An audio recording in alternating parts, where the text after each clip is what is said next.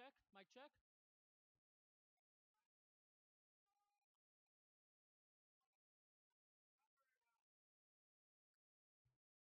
Mic check. Mic check.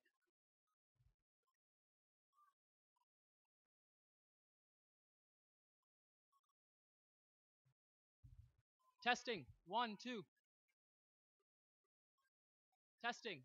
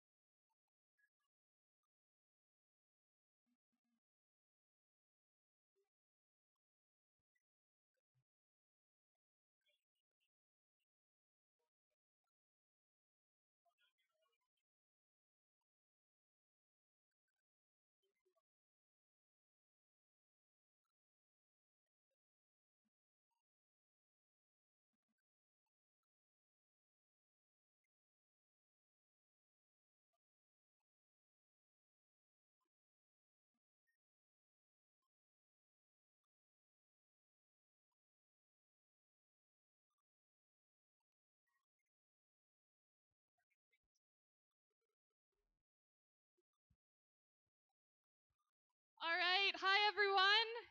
If you could make your way to take your seats, we're going to be getting started momentarily. For those of you that are looking for the Wi Fi, the password is UWaterloo in all lowercase. So we'll be getting started in the next 2 minutes here. Thank you so much.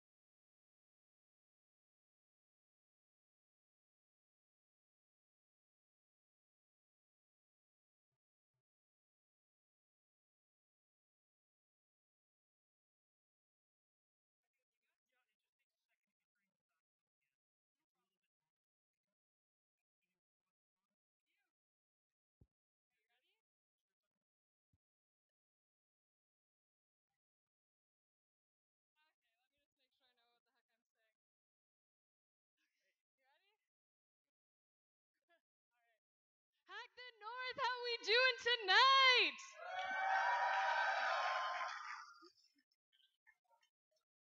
All right, so welcome to Hack the North 2017. We are so pumped to be here with you all tonight. Before we jump into it, we kind of want to get an idea of how far you have all traveled from. So who got here via plane? And who here took a bus to get to Hack the North? And who has been to Hack the North before? And who here is coming to Hack the North for their very first time? All right, that's awesome. Well, we are so pumped to be here. My name is Holly Pearson. I'm a business development rep at Vidyard and a UW grad. And my name is Corbin McElhenney. I do front-end development for Hack the North, and I am a current student at UW. And we will be your official MCs for this weekend. Woo, woo, woo! So tonight, we're here to keep you entertained, guide you through the how-tos of Hack the North, and introduce you to some phenomenal people. For first-timers, new judges, and press, Hack the North is an event for hackers who choose to learn because they can and build because they love to. Our team takes care of the details, and you watch your ideas come to life. So this year, 6,200 people applied from 72 different countries. Only 1,000 got in. We believe that's because you embody the values that made this hackathon what it is. We believe that you guys are up to this challenge. The next 36 hours will be filled with hard work, collaboration, and brilliant ideas. Whether you're a first-timer or you're back for round 4, we are pumped to have you here and know you're going to create something truly amazing. And make sure to share all of your memories from this weekend all over social media using the hashtag #HackTheNorth. So, Corbin, before we share any other details, isn't someone really important here to potentially bring some greetings?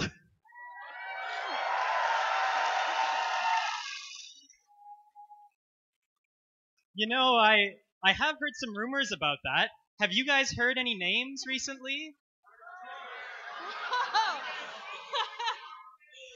So while those are hilariously fascinating suggestions, I think you guys are onto something. To give a formal introduction, let's invite up Liam, Kevin, and Kartik, 3 of the founding members of Hack the North, to give the official introduction.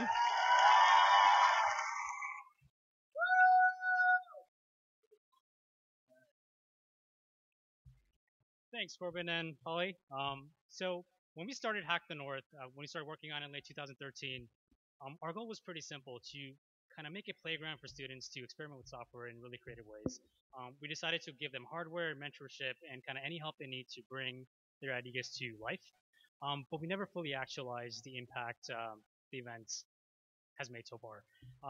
And the amazing thing about this is that we've received tons of emails, people thanking us for their first internships, full-time jobs, the success of their side projects, and even starting companies that they started to work on at Hack the North.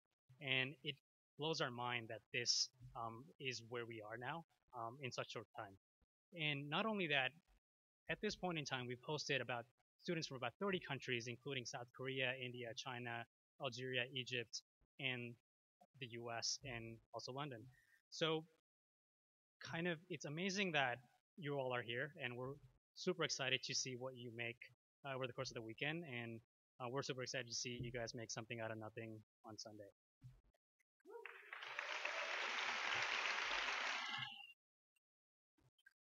So, believe it or not, we don't do these opening ceremonies things just to try to bore you to death every single year. The Hack the North is actually like, we think about it like a crafted experience. That we have a full team of 40 dedicated student volunteers who work on this over the past 8 months to really create this experience. So every year we try to invite influencers to come and really empower hackers and get them, open to creating and exploring their interests and really make the most out of this whole weekend. In the past years, we've welcomed visionaries like Sam Altman, Vinod Khosla, Commander Chris Hadfield, Sal Khan, Chamath Palihapitiya, to really inspire all of our hackers before you jump into the 36 hours. And this year is absolutely no exception.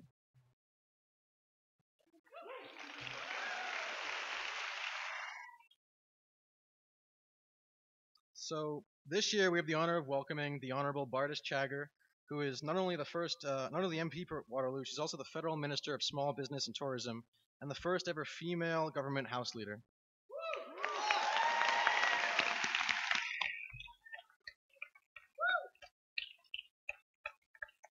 Along with her, we also have Canadian members of Parliament Lloyd Longfield, Raj Saini, Marwan Tabara, and Brian May in the audience.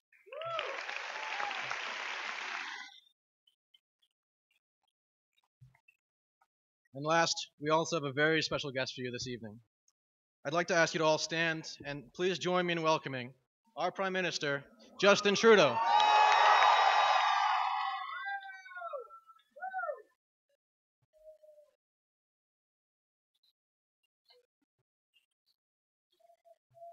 Hello, everyone! Are you guys psyched? You're up for a very, very big, busy weekend and not a lot of sleep. But come on, what a crowd! Are you ready to hack the North? Now, I want to start first by thanking the colleagues who are joining me here tonight, here with House Leader and Minister of Small Businesses, Bartis Chagger, as well as a whole bunch of members of Parliament. Thank you guys for being here and seeing what the future looks like, and the future looks great. And I was just chatting with Liam, Kevin, and Kartik. Actually, do you guys know that Liam dropped out of engineering? No. I would never recommend that. You know, you got to stay in school and stay studying. But he ended up landing on his feet, and I sort of feel for him because, you know, I have a couple of degrees, but engineering was one I never finished, so I sort of dropped out of engineering as well. So you can end up on your feet, but it's easier if you have the ring, guys. So I was just chatting with them, and they wanted to make sure that we all give a massive shout out to the 40 or so student volunteers who are organizing this amazing weekend and making it memorable for all of you. So thank you, organizers.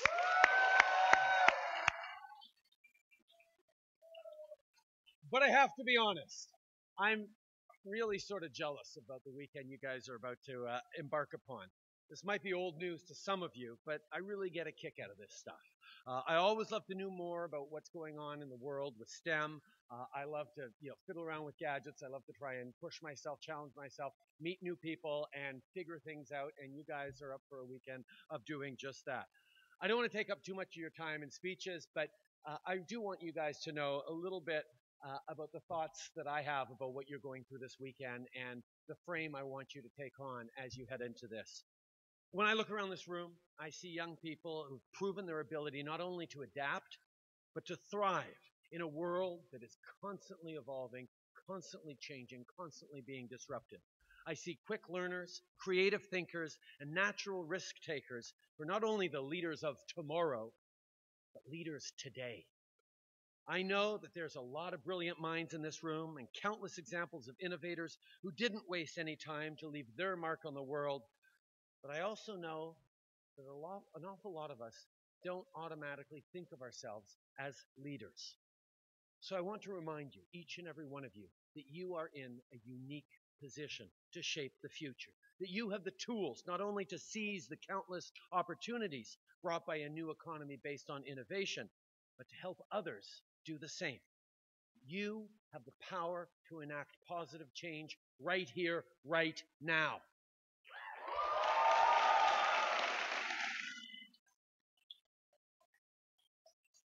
At its simplest, my friends, the world needs you to lead. We need you to tackle some of the most pressing challenges facing your communities, your cities, and your countries. Hack the North will give you a chance not just to let your imagination run wild, but to meet other people who can help you solve problems. Mentors, friends, and colleagues that will challenge you to take your ideas a step further. And that's what's so special about this hackathon. La collaboration est une compétence que vous allez non seulement développer en fin de semaine, mais qui sera essentielle à votre réussite future. On me l'a d'ailleurs rappelé ce matin lorsque j'ai rencontré l'équipe de Facebook à Montréal. L'un des principes fondamentaux de Facebook, c'est que nous pouvons toujours accomplir plus quand on travaille ensemble. Ils ne sont pas les seuls à penser comme ça. Les Canadiens le savent aussi. Ils savent que la diversité des idées, des opinions et des expériences mène à de meilleurs résultats. Those of you who didn't follow me, ask a Canadian what they said later. If they listened to their if they listened to their immersion French, they should have caught most of that.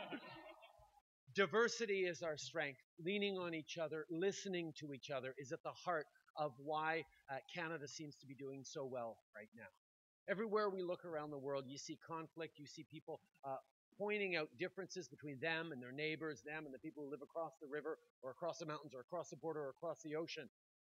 And instead, in Canada, we figured out the hard way through a lot of hard work and a lot of mistakes, the diversity, differences of opinion, differences in perspective, differences in background are actually an amazing source of strength and of resilience, of creativity, of challenging yourself and of pushing yourself further. And that's what's so exciting about Canada. That's what's so exciting about everyone who's in this room and engaged this weekend.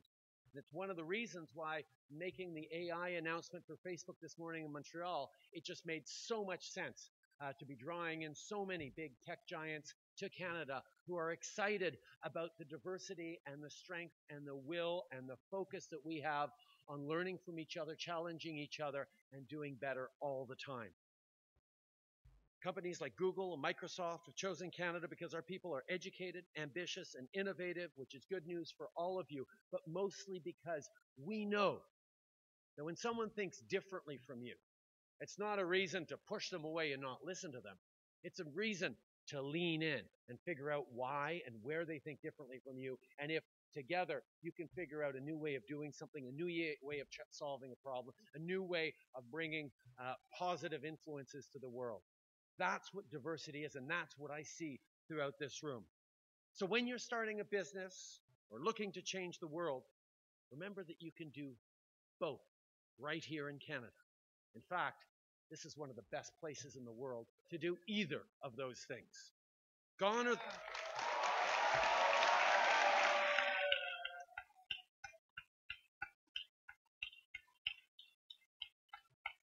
Gone are the days when you needed to leave your communities to create a successful startup.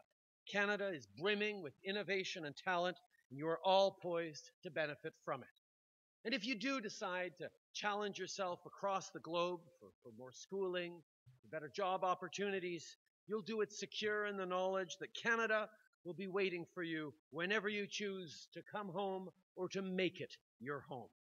So dream big, work hard, and have fun. Most of all, enjoy the next few days and get hacking! Thank you very much, everyone. Have a great weekend. We're counting on all of you. Merci.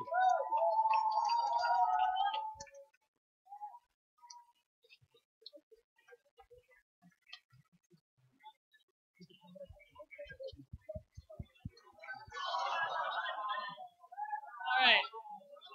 Do you want to run? Credits, yeah. I think it's supposed to be on channel.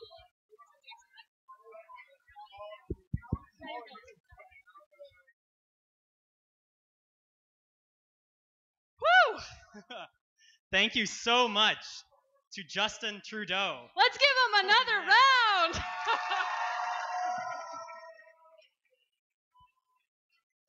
All right, fantastic. I mean, what an amazing way to kick off a hackathon. I think we can all agree that Justin Trudeau being here at this event highlights the importance of this gathering and all the opportunities that are ahead of you guys. Yeah. I like it. So while he is making his way as the awesome guy that he is to the overflow room, we're actually going to take this opportunity to get to know you few while we change the stage. So I need a volunteer. Who wants to talk to me? Okay, back row. Oh, I'm going to, maybe you can shout things out. Where are you from?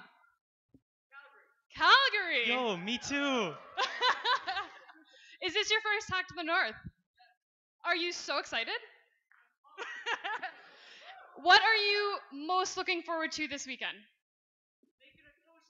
Making a toaster, everybody! Yeah! Woo! All right, anyone else? Who else is willing to talk to us? All right, blue shirt in the back there. What's your name? Nielsen? Nolson. Do you want to stand up? Am I getting it wrong still? All right, Nelson. Totally knew that. All right, where are you from? Waterloo.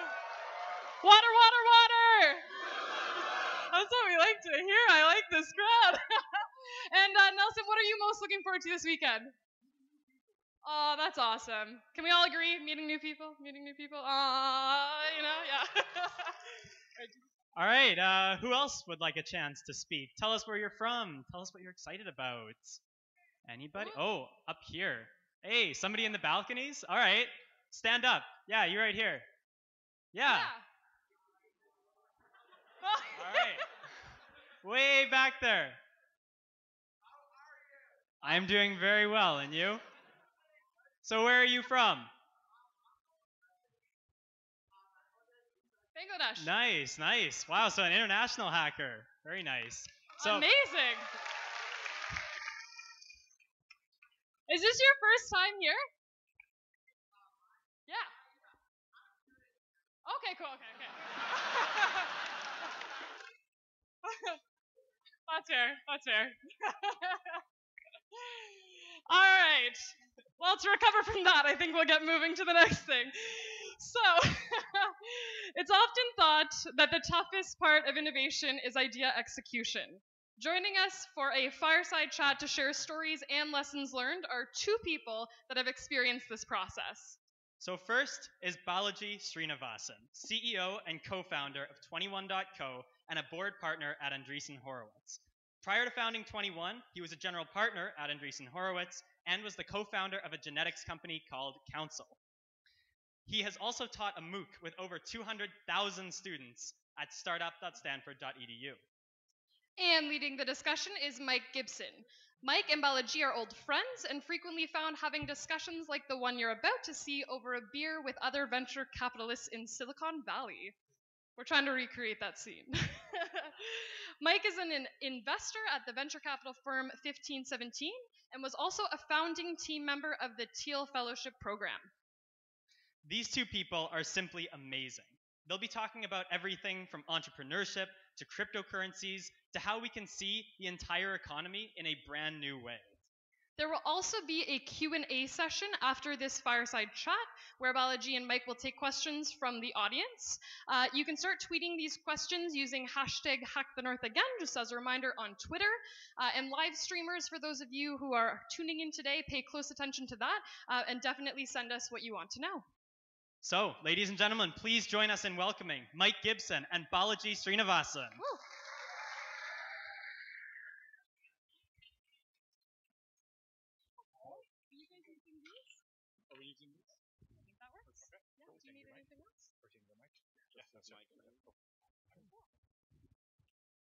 Hello, hello. I always wanted to do that. Water, water, water. I'm really excited to be here. There are only two people who call me after 11 p.m. My mom and Balaji. And if it's not my mom, I know he's calling to riff on like 5 ideas and then hang up. It doesn't have to be a long conversation, but it's always a deep one. So I think we're gonna have fun here tonight.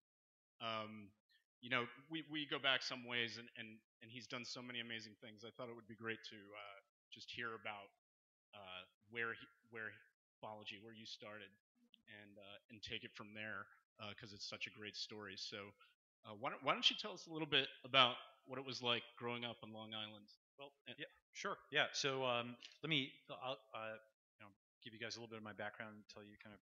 So I'm a Stanford lifer, BSMS PhD. I taught computer science and stats at Stanford, and then I founded a genomics company funded by Peter Thiel and David Drummond at Google. We scaled that to $130 million in annual revenue, which is pretty good for my first job. So literally, like, I had just been a career, mathematician, statistician before then. So we had to figure it all out as we were going along, just like you guys would if you started a company. So that's what I did until 2012, and then after that, I joined Andreessen Horowitz as a partner. I taught this MOOC course with 200,000 students, and I started a Bitcoin company called at the time 21E6, and then I took it over as CEO in mid 2015.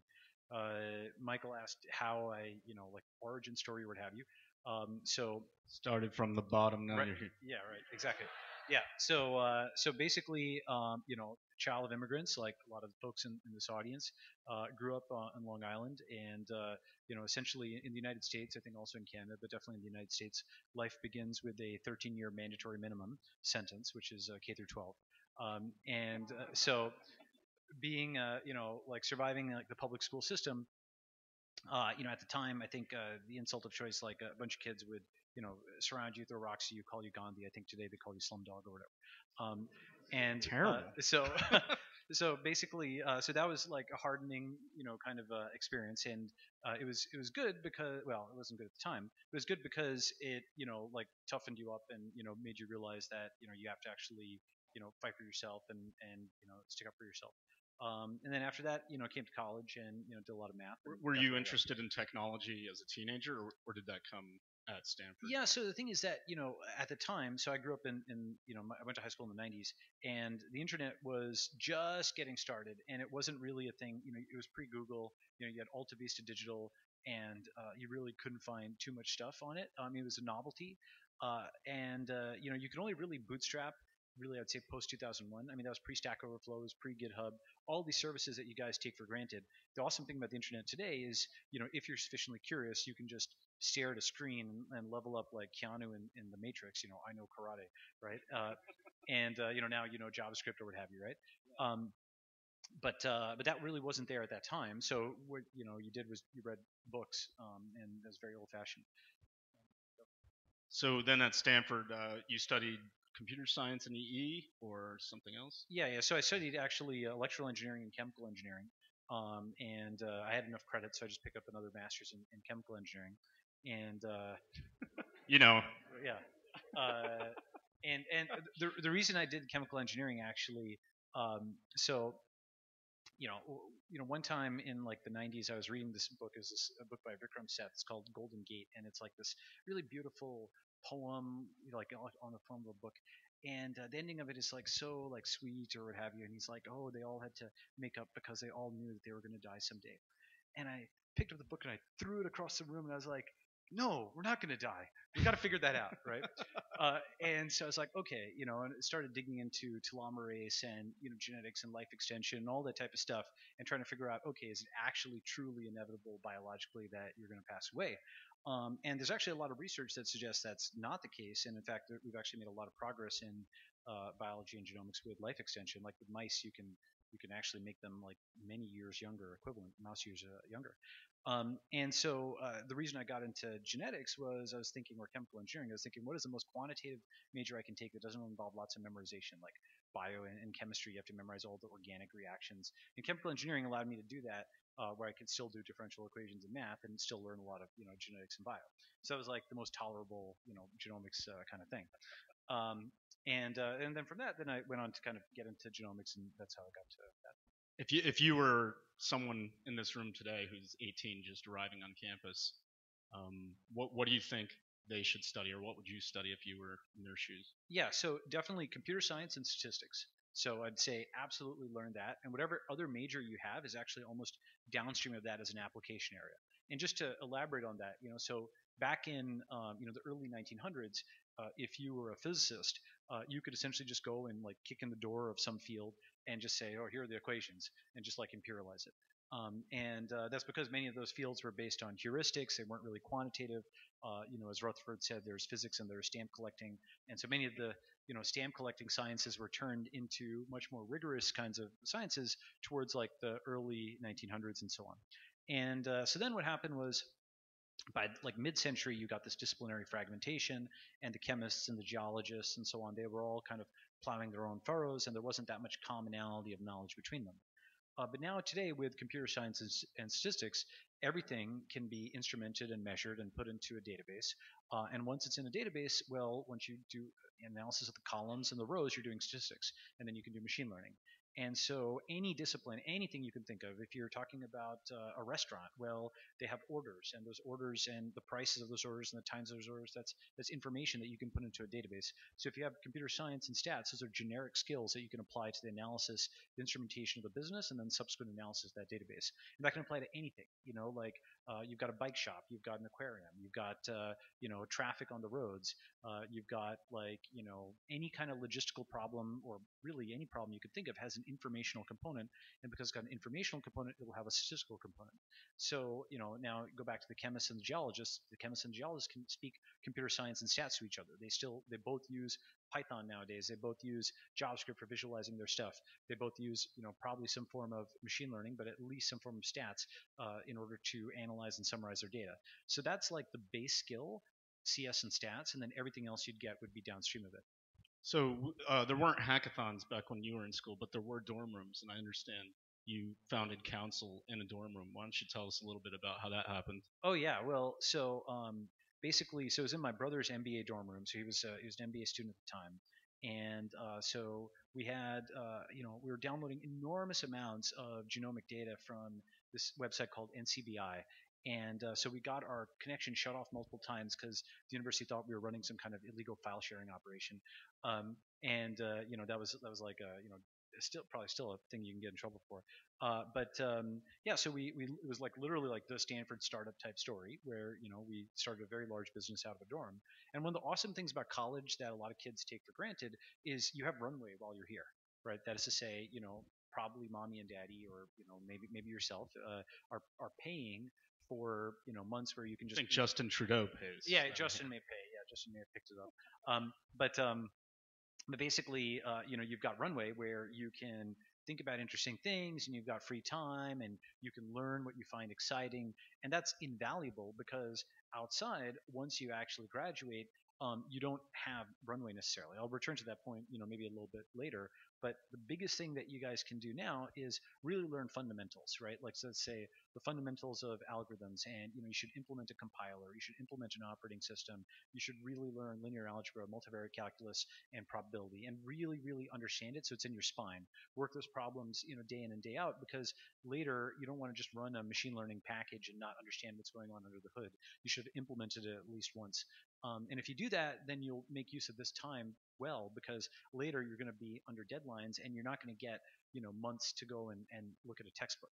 Like the thing that you might curse today, oh, I have to read these chapters, you're going to wish that you could do that in 3 or 4 years because you don't have a whole week to go and read a chapter. Go ahead. So tell us what council started doing. What were the big challenges that you all faced at the beginning? Oh, yeah. And take us to where the company is now. Yeah, sure. So when we started the company in late 2007, really January 2008. And at the time, like Google obviously had IPO'd, 3 years before. Facebook was starting to get really big. The whole startup bug, even at Stanford, had not really bit the, bio and genomics, wings of things. And in fact, every, person I spoke to at that time, faculty members and whatnot, said that it was a terrible mistake to go and do it because they said, hey, Balaji, you should go and be, on track, be a professor at MIT, right? And go and do that because if you go and do a startup, then you're going to have 2 or 3 years without publications. It's going to be very hard to come back. You're going to burn your boats. So that was true. And so in particular, like my PhD advisor, I took I had a photo of him and I pasted it above my monitor. And people said, oh, you must really, love your advisor. I was like, well, not really, but I wanted to make sure that we didn't fail at the company because I knew he would, laugh. And so that was like a huge motivator in like the first, 2 or 3 years. And then of course, the company became very successful. That's a long story. Was your family worried? Yeah, everybody was kind of worried. I mean, like, because, like my parents actually did put in, a small amount of money, but the problem is wasn't even the amount of money. It's that when you raise a friends and family round, you have in some sense committed to them that this thing is going to be a success, right? And so it is like this, do or die kind of thing. Because, right now, you guys, many of you are students at Waterloo. That's like a name brand in Canada. If you go up and, you're at a coffee shop or whatever, someone just asks, dinner party, whatever, someone asks what you do, you say, hey, I'm a student at Waterloo. Okay, that's a name brand, and people recognize that and respect that and so on. The moment that you go and start foobar.com, no one's ever heard of that, right? And so that institutional kind of thing that you traveled with for such a long time, everyone's like, oh, maybe you're unemployed, right? Like, or, oh, another startup at best, right? And so that's something where, what you do when you're starting a company, there's at least 2 axes of compensation. Of course, there's money, but there's also status. What you do is not only do you go from like a relatively stable job, you go from something that's relatively well known, like a Google or a Facebook or a Stanford or Waterloo, to something that no one's ever heard of. So you drop tremendously in status, as well as now you're living on ramen, right? And so it's like this precipitous drop that many people aren't prepared for, and it's really almost the status drop or like the recognizability thing that hits some people the hardest. So then what you have to do is just Nietzschean will to power it for the next X number of years until you build up the company from nothing. And then, if you're lucky, then over time, what'll happen is it'll become, a fairly recognizable thing. And, at least within, genomics departments and so on, I think we're doing pretty well. And so, the friends of mine who were faculty members and it went down that path. I mean, it's not easy to be a faculty member, but now today, like they have like 1/1000th the budget because your typical grant that you'll do in academia is like maybe $100,000, $200,000, but like our VC fund is like $5 billion. So you can actually have a lot more impact, but it's more risk if you go into the tech space. So you've worked in biotech. You now work across a number of different things. How do you go about thinking about technological trends? When did you really start to think that technology was a force for moral progress? And how do you stay current in all these different fields and on the frontier? Yeah, that's a good question. So that's three questions. Let me break them up. So, there's no progress without technological progress in the sense that, either you have a billion cell phones or you have a pile of sand. Like, unless you have the science and technology, know-how, you're not going to actually get something. And, the progressive broadly believes the future is going to be better than the past. And unless, if you told me there's a society where people are, burning books and, smashing their cell phones and so on, probably is not a progress, it's regress, right? But regarding your other 2 points, how do I like stay current on stuff? So I read a lot of academic papers. I read a lot of open source code. I think it's by the time that the New York Times or the Wall Street Journal is covering it, it's already been happening for like probably years. Like when the New York Times ran a story on R, for example, right? That was like a statistical programming language. You guys probably heard of it. I was like, wow, they're running a story on R now, and it was like I don't know 5 years after the thing had become popular, right? So if you only read the popular press, the reason is the popular press has to report on things that are of interest to a broad audience, right? But where the upside comes in is identifying things that will be interesting to a broad audience, but that today are so unpopular as to probably be niche, right? Yeah, you've made a great comparison. You said it's like finding the cool band before anyone else does. Yeah, exactly. Except if you find the cool band, all you can do is just brag to people that you found the cool band. Maybe you can show I faved their tweet like 5 years ago. Yes, right.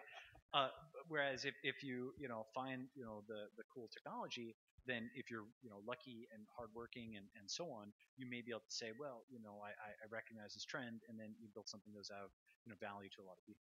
So when was the first time you heard about Bitcoin? And as we talk about things like Bitcoin, maybe pretend I am a child or a golden retriever. Okay. And you need to explain this to me as you would to them. Well, okay. So just as a show of hands, who here in the audience has heard of Bitcoin? All right, that's pretty good. Okay. Like that's pretty good. Okay, who here holds some Bitcoin? Okay, well, by the way, if you guys want to get some Bitcoin, go to 21.co, click some buttons, and I'm serious. In 5 minutes, you'll get some Bitcoin for free, right? So basically, just sign up and get verified. You'll get some Bitcoin. So it's a good way to onboard, right?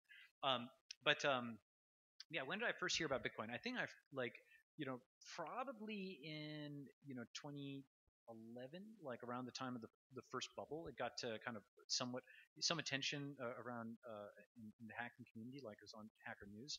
And what was really remarkable to me about Bitcoin at that time is the price shot up at that time to this unheard of level of $32.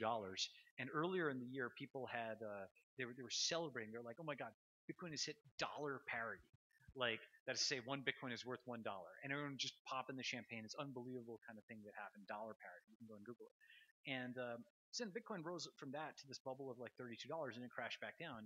And all these people wrote premature obituaries. Like Wired had this article on the rise and fall of Bitcoin, and everyone was just okay, the thing didn't work, it's dead, it bubbled, it's over.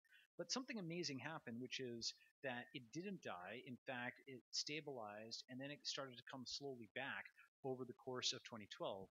And that's when I knew that it really was going to be something. So somewhere below $10, I got in, big on Bitcoin. And that was like, a very risky thing to do at that time, but it's done pretty well since then, and we'll see what happens in the future. Well, at what point then did you decide that maybe there was an opportunity to create a startup around Well, the idea? yeah. So actually, so this is something where in late 2012, early 2013, so I was teaching a course on startups. It actually became this MOOC course that had all these students in it, and it was about like kind of emerging technologies because basically I'd been heads down doing genomics for like 4 or 5 years. And the thing about when you're doing a startup, everything that you find interesting, you need to put on blinders and just not pay attention to hacker news, not pay attention to anything else. You have to basically just monotask and focus just on the thing at hand, right? So if you're doing a genomic startup, you kind of know drones are happening in your peripheral vision. You know that digital currency is happening maybe in your peripheral vision. You have to actually quash your instinct to go and look at multiple things because you have to just monotask to build a business. So after I, like basically step back from council, I was able to, look at other kinds of technologies. And so I taught this class, and one of the ones that was really obviously important that I had an investment in, but I hadn't really gotten to the very, very guts of was Bitcoin. And early in 2013, a guy that I'd known beforehand, was actually a guest lecturer in my class, and he wanted to go and start a mining company. And so I helped him set up this mining company called at the time 21E6, and that actually was a very, very, very successful mining company for like about the first year, in operation. In the second year, Chinese mining came online, the hash rate went through the roof, and basically, to make a long story short, I had to take the company over in mid 2015. But the first year was very, very successful. That's how I got into like a Bitcoin startup. Some of these technologies have the potential to really radically transform the way we live our lives. I mean, certainly whether it's life extension, uh, that's pretty obvious in biotech.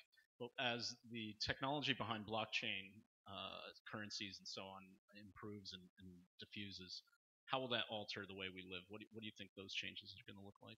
Yeah, so I think that like at least the something that Mark Anderson and I and probably other people have written on is blockchain is probably the most important technology since the internet. And like it's really what's funny is today in 2017 it's important and it's obvious that it's important. But like 3 years ago, 4 years ago, it was not only not considered important. People literally in the New York Times there's articles titled "Bitcoin is evil" and just dumb stuff like that, right? And so the Actually, I have a quick yeah, story about finding the sure. band Go ahead. Yeah. before it was popular. So I've been coming to Hack the North since it started, and now I'm running this venture capital fund with my co-founder. But before that, working on the Teal Fellowship, we came here, and I think it was in 2013.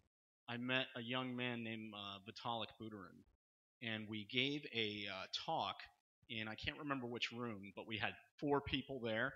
Harry Gandhi of Medela Health, he's at Velocity, was one of the people. I can't remember the other two, and Vitalik. And and we ended up bringing him into the Teal Fellowship. We kicked him 100K. He had written the Ethereum white paper, which is a very prominent blockchain technology. It's sort of Bitcoin 2.0, but it'll be able to be used on all sorts of different applications. And back then, I was excited by it, but I didn't know its true potential. And so I liked the tweet, but I didn't get anything out of it. So we gave Vitalik a fellowship. He opened the sale of Ether, and I bought 0. Yeah, that was probably a mistake. How much is that worth now? If you maybe 300. it's about 1,000x up. Oh so, wow, okay, yeah. So So I'm a great investor. right. No, well, Michael did pick him before, and that's important. The so you had your other question was Oh, just just society changing around these things. Like so, you've said before. One of the things you said is that you know the the blockchain will turn the internet into the world's biggest market. What do you mean by that? yeah. So basically, what is the fundamental motivation behind blockchain technologies, Bitcoin originally, and so on? And the fundamental thing is it's a way to programmatically represent scarcity, right? So before, you can get to Bitcoin and blockchain stuff in 4 steps, right? So start with like a dollar bill. If I give Michael a dollar bill, then it's got this implicit property that I had it and then I no longer have it, right? We take that physicality for granted. But if I take the serial numbers on that dollar bill and I email them to Michael and I try to treat those serial numbers as cash, we've got a problem because I can then go and email those serial numbers to somebody else and I can double spend, right? And so if you do a naive implementation of digital cash and just try and treat the serial numbers themselves as scarce, you've got a problem because you can freely copy things in the digital realm. You don't really have a native form of scarcity. And what there was before Bitcoin, the way that scarcity was implemented when you use a PayPal or a Venmo or something like that is there's a central bank in the middle that debits me and credits Michael when money is sent. And what that does is that's how scarcity was introduced. And what Bitcoin and what blockchain, or the Bitcoin blockchain did is it introduced a decentralized form of scarcity where that actor in the middle that's enforcing the debit to me and the credit to Michael is not a bank but a blockchain. And so what a blockchain is, it's a way to programmatically represent scarcity in this provable fashion. And so initially for digital cash, and then soon for and really already for commodities, for currencies, for securities, stocks and bonds, for even things like houses and cars, any kind of possession where your access to it is gated by an internet connection can be turned into a private key and put on a blockchain and traded on the blockchain ultimately.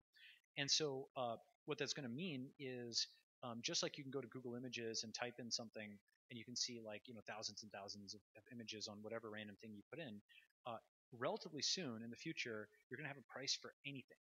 Like what is a price to buy like 1 minute of your time, right? What is the price to buy 1 minute of 1,000 photographers' time around the world to rate your Instagram photo and tell you how good looking you are, right?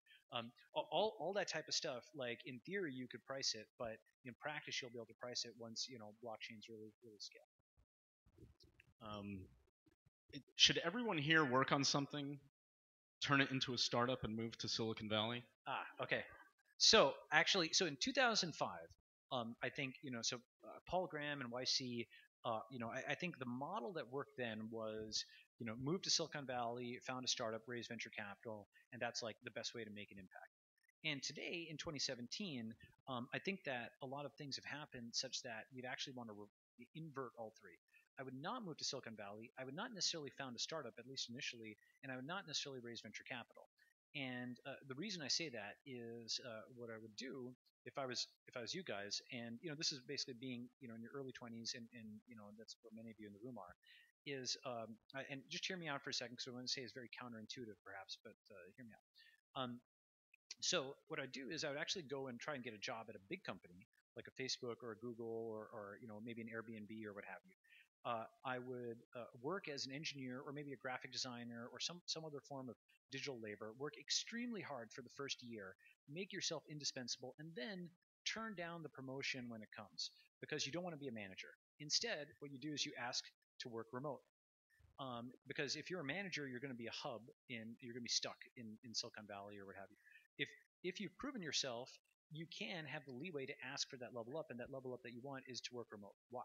Because there's new search engines for location, like teleport.org. That's actually a company that I co-founded, just got acquired, and Nomad List. That's another one. There's a bunch of them, but those are two pretty good ones, I think. And if you go to those search engines, what you can do is you can punch in your preferences. You can say, hey, I want to live a place that's warm, that's got good internet, I care or I don't care about the nightlife, and so on and so forth. You punch in your preferences, and then it'll show you how much money you're going to save by relocating there, right?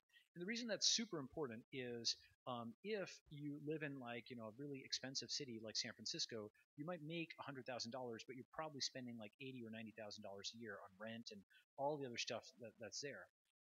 But if you use one of these location search engines, you might be able to go and live in Thailand, or you could live in Chile, or something like that, a place that satisfies your preferences, but that's as cheap as possible. And now, on that $100,000 salary, you might only spend $20,000 a year, and you bank like $80,000. And what that means is you've optimized the single most important metric for you as an individual, which is your personal runway. That is to say, it's your savings divided by your burn rate. And what most people think about is they only think about the top line. They think about their income or their exit or what have you, and they don't think about cost of living and really systematically trying to optimize that. One of the reasons this is sort of a blind spot for a lot of folks in the West is like it's not that obvious. There doesn't mean a ton of news coverage on how good living conditions have gotten in a lot of the world, especially in Asia and places like Chile and South America.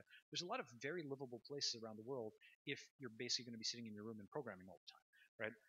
So I'm, if you're gonna go to the Louvre and do all this type of stuff, yes, that's location dependent, right? But if basically you're just gonna order your Quiznos or I don't know, whatever, Chipotle, lots of places will offer that, and they'll offer that relatively cheaply. And so what that means is you move away from Silicon Valley, right? You bank 3 or 4 years of runway for every year that you're working, and now you don't need angel funding, right? You have, guess what? You have bootstrapped yourself, right? If the only thing that you're doing is creating pleasing arrangements of electrons, right? That's what you guys are. You're sculptors of electrons on the computer, right? You don't need natural resources. You don't need a gold mine. You need runway, right? And this is a way that you can get runway. And one of the ways you kind of think about this is if you're a VC or you're an angel in Silicon Valley, most of the Series A round or the seed round that you give to somebody, where does it end up? It basically ends up in the pockets of the guy who's renting out real estate, right? So you put in 100K or 200K seed round, and like half of that is spent on like the apartment complex, and it's not like back-rating an apartment. There's no like IoT apartment or whatever. You can get basically the same thing overseas, and it's certainly not improving your productivity. So I think that concept of digital nomadism is the kind of thing that was where blockchain and Bitcoin were in like 2011, 2012. That's something that is going to ramp in a huge way. That's something where there's a lot of upside that's remaining, and it's something that is important but non-obvious. That's worth exploring.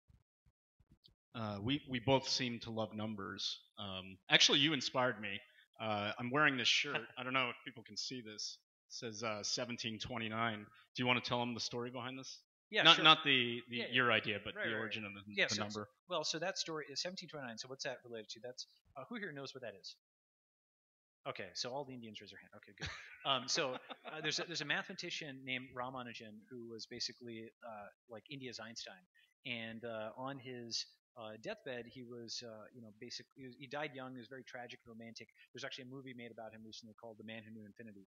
And when he was dying, somebody came and they tried to cheer him up, and they said, hey, the taxi I came in on was, really boring. It had a license plate 1729, a really boring number. And he's like, no, Hardy. And he's like dying. He's like, it's a first number that's the sum of two cubes in two different ways. And he just like whipped that out, which is really awesome, right? And the reason that we have this shirt is that something that I've wanted to do for a long time, and I'll eventually get around to it. But I've got this domain name 1729.com, and one of the things I'm really interested in is the next Ceremonies, right? So where are the developers of the developing world? Where are these people who are now in the middle of nowhere, but they've got a smartphone, right? They've got an internet connection. They can start leveling up. They can start learning math, learning computer science. Some of them are lucky enough and fortunate enough and hardworking enough that they can make it out to the West, and they could get to a top university, like many of you guys or many of your parents. But many others, millions, billions, are still literally just coming off the rice paddy. They're just in the fields of India, dirt floors still. They're in Africa, what have you.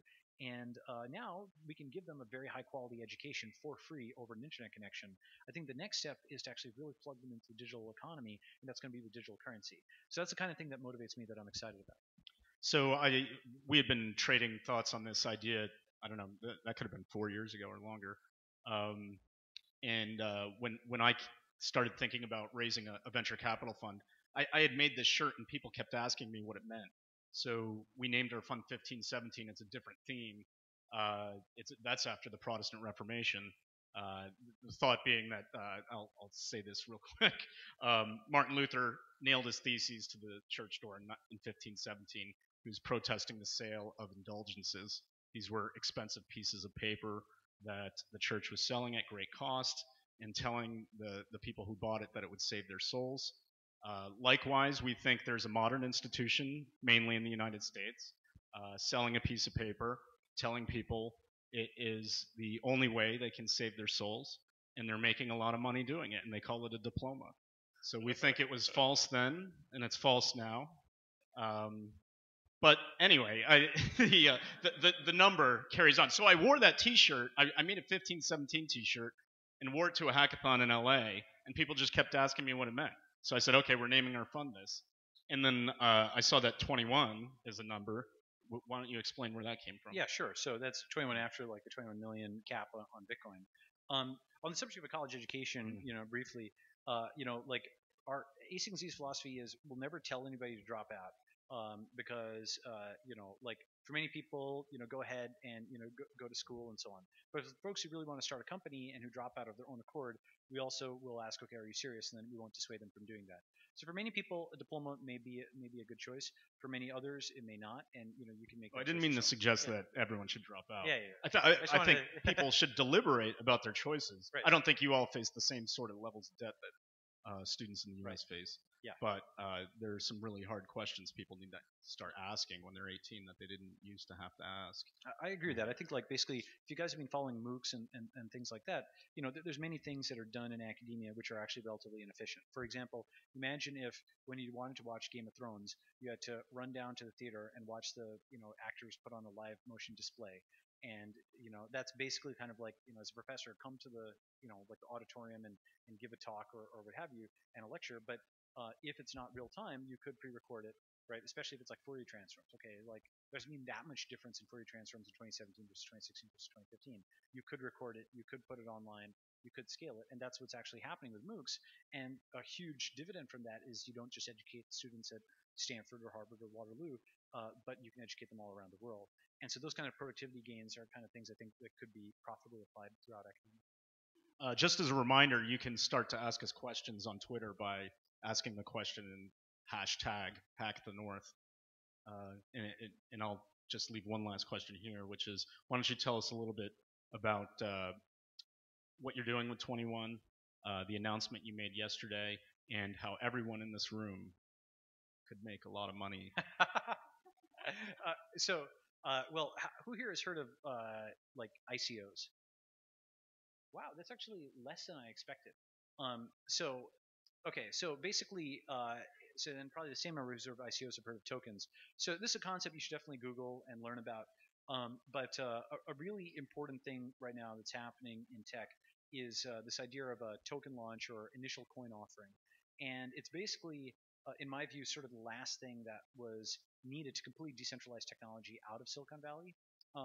And essentially what it means is that anybody with a computer anywhere in the world can not just start their own company, not just start their own community, but can start their own currency, right? And like literally, Vitalik, who's here, 5 years ago at Waterloo or 4 years ago, basically started a $25 billion currency called Ethereum.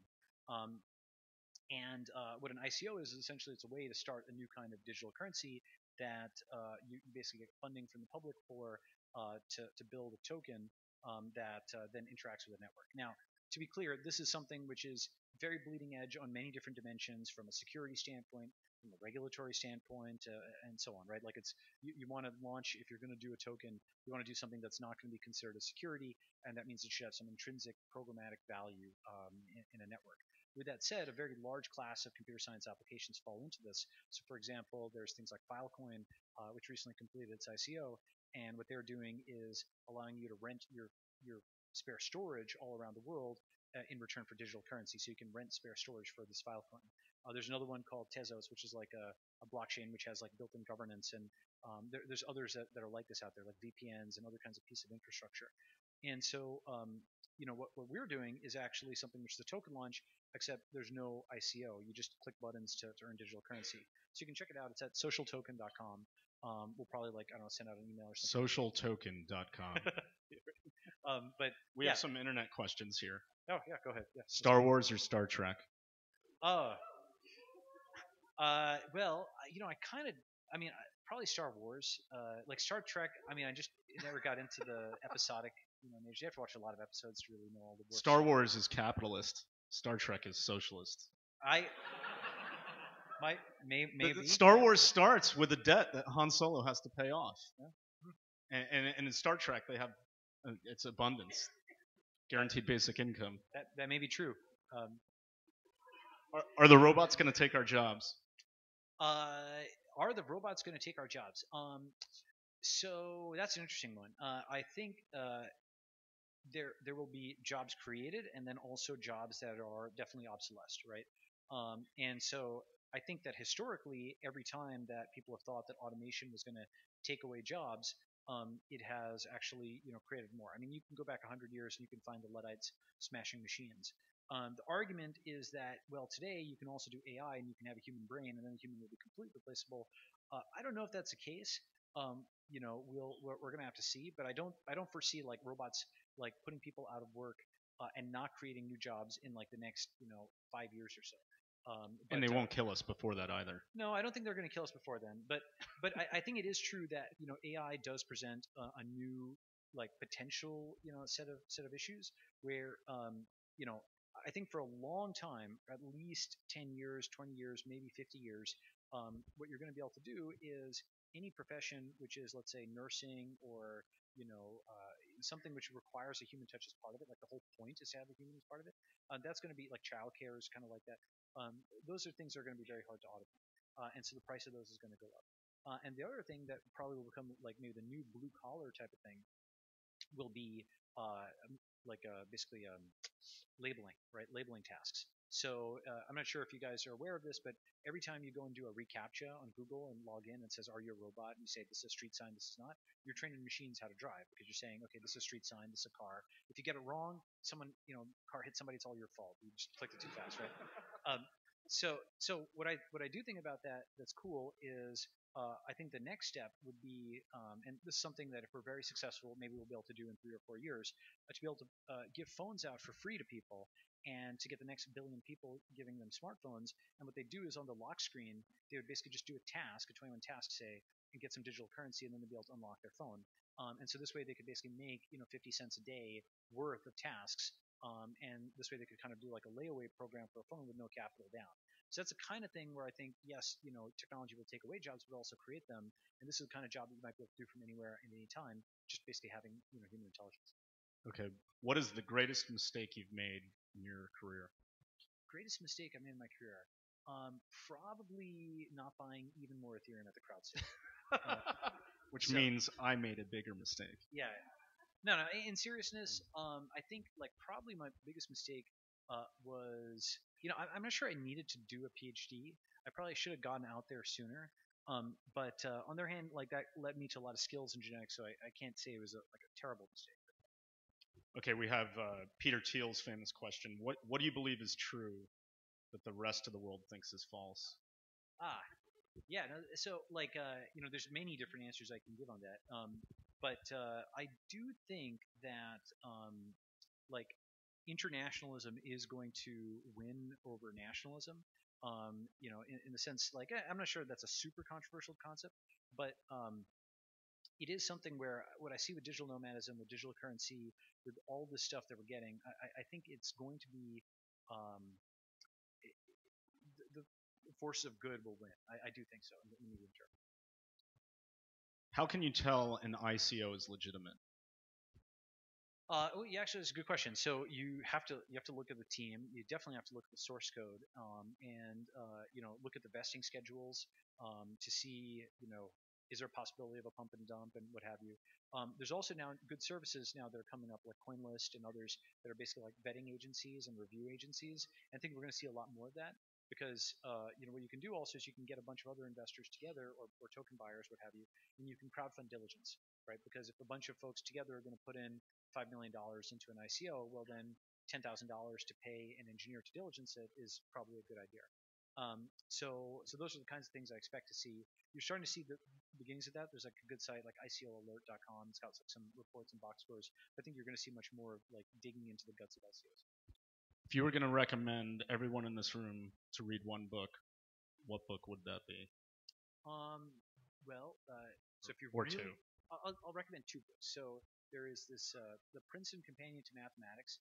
That's like great. If the reason I wouldn't be afraid to go to jail is if I had that book, I'm okay, because it's like 800 pages of math, and it's awesome. Like you can just like dive in and just do one page, or you can like read a whole chapter, and it's the kind of book that you can keep rereading and reading. It's like lifting weights; you'll just keep getting stronger every time.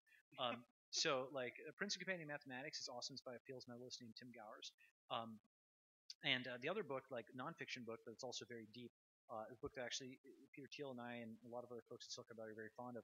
It's called The Sovereign Individual. What's funny is it's like this thing about how technology is going to take over and disrupt the nation state, but it's not available in ebook format. So haha.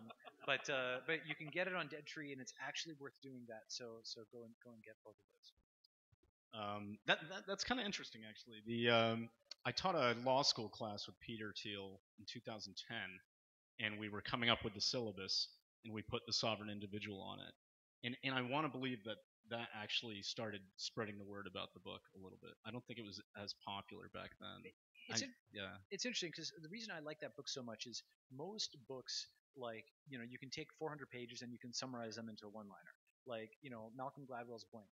Well, a knee-jerk Look at reaction. something. Yeah, so right. So Malcolm Gladwell's Blink is knee-jerk reactions are bad except when they're good, right? And so that's something where you can take 400 pages and you can summarize it into a sentence. But the awesome thing about the sovereign individual is almost every page you can take a sentence and expand into 400 pages. It's like, you can expand it into business plans. And what's awesome is about their vision of the future. These guys wrote this book in '99, like in some ways at the height of the dot-com bubble. And they predicted all this stuff. And then like 3 or 4 years later, it looked like they were completely wrong because, 9/11 and, the invasion of Iraq and whatnot, and all the tech and the dot-com bubble had crashed and all the tech companies were hurting and whatnot. And it looked like they were just totally off about everything, that they had wildly overestimated tech progress. But from a 20-year vantage point, it's remarkable how prescient they were. And it's also really interesting to see all the things they predicted correctly and all the stuff that hasn't happened just yet, right? And the stuff that hasn't happened just yet, if you're in search of like a business plan or something like that, Sovereign Individual is a good book to pick up and to figure out, okay, what stuff is not being implemented. Just a reminder, if you want to dive in deeper on cryptocurrencies with Balaji and others, there's a panel tomorrow that he and they will be speaking on. Balaji is going to be here all weekend, so maybe grab him by the coattail or whatever and get his attention, ask him some questions. But we're going to wrap up here now. Is there anything, last word you would like to say to everyone here? Yeah, no, I mean, so I'm a VC, so if you guys have good pitches and good hacks, or look at them, email me, and I'll take a look at the deck. Thank you so much for having us.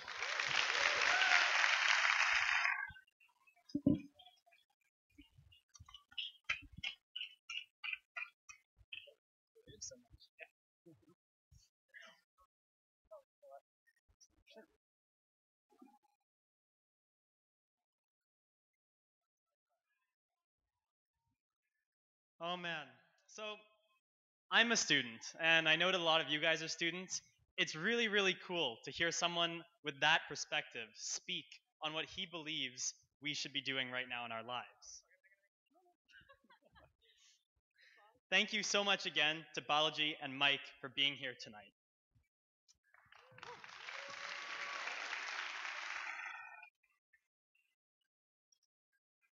All right, now before we move on, quick logistical note. If you are a sponsor who is speaking for Deloitte Digital, Loblaw Digital, or RBC, could you please go and line up on the stairs on that side of that stage? Or if you are already lined up over there, you can just stay there. Looks great. Good job, guys. We're doing good. All right, we have another question for you guys. Aside from hacking, who here has a talent? And Whoop, maybe. All right. No talents? Well, as many of you know, there's going to be lots of fun challenges at Hack the North this weekend. More on that to come a bit later. But what you may not know is that for the first time ever, this year there will be an MC challenge. We know this group has a lot of talent when it comes to hacking, but we also have a feeling there might be some more talents in this audience that are harder to showcase in this particular setting. And that is where we come in. Come and find us at any point over the weekend. If you have a talent like juggling, skipping, dancing, singing, fidget spinning, whatever it is, come and find us over the weekend, show us what you've got, and we will enter you into a contest to win our mystery prize. Ooh, mystery. So we don't want to make you totally wait until Sunday for that. So to compromise, how do you guys feel about us throwing some free stuff at you?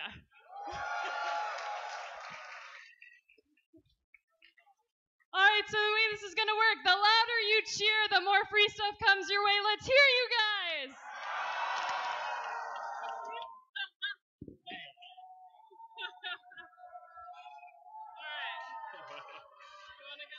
Awesome.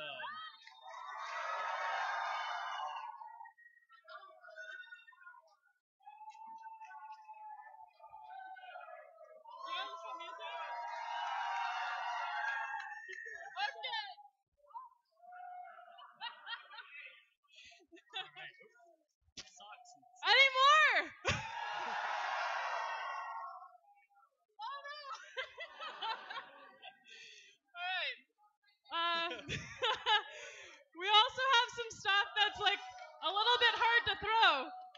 some cookies? We don't want to hit you in the head with those. And a mug might be a little dangerous as well. Want some yeah? All right. Okay. You go. There you go, man. All right. Who wants more free stuff? Yeah, all right, all right. This is going to be awkward. There's a pen. There's so much stuff here. It's great. Stickers?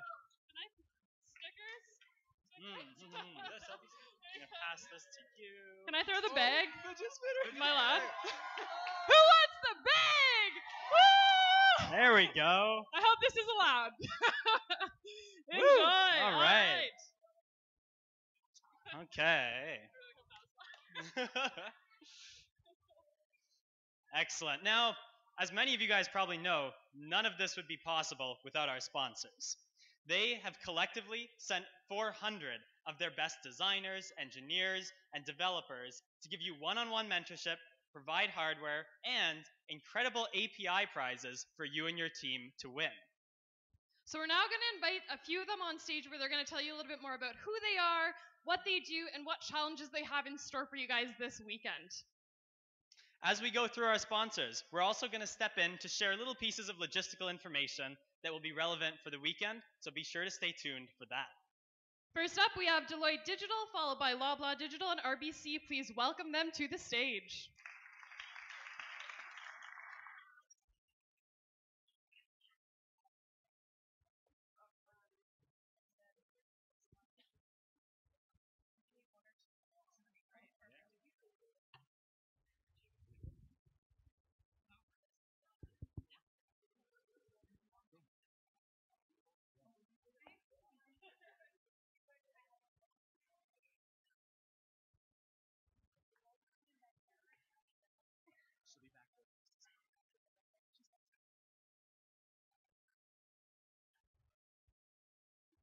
Hello, Hack the North. Hi.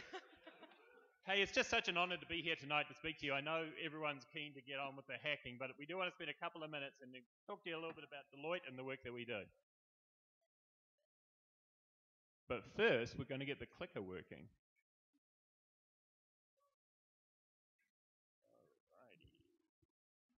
All right, cool. Right, so my name's Tim Hopkins. I lead our front-end engineering team here at Deloitte Digital in Canada. Hi, I'm Lauren Abramsky, and I'm a consultant in the digital experience part of Deloitte. Cool.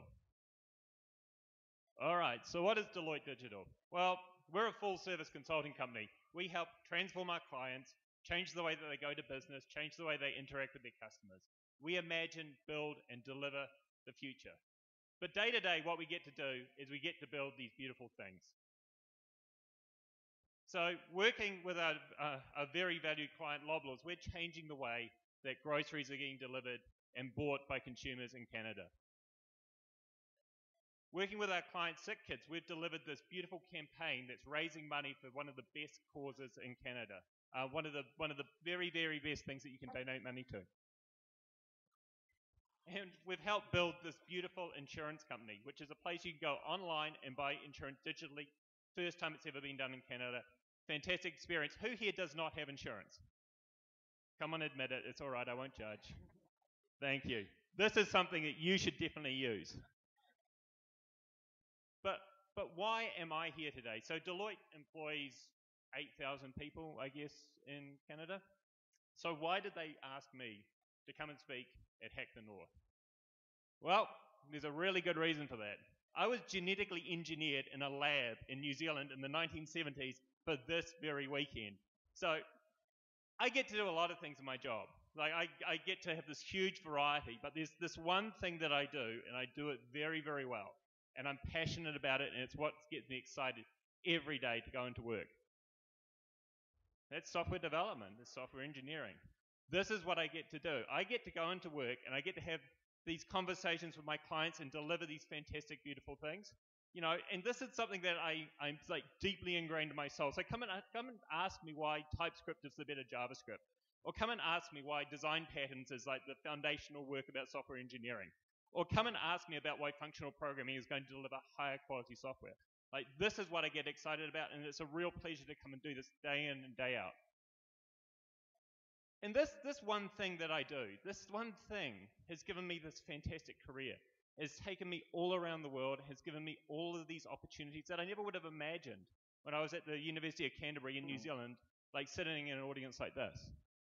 So, the thing that I would ask you is, what is that one thing that you are truly passionate about? What is that one thing that you are so much better than everybody else doing? And where could that possibly take you? And the simple answer is, it could just about take you just about anywhere.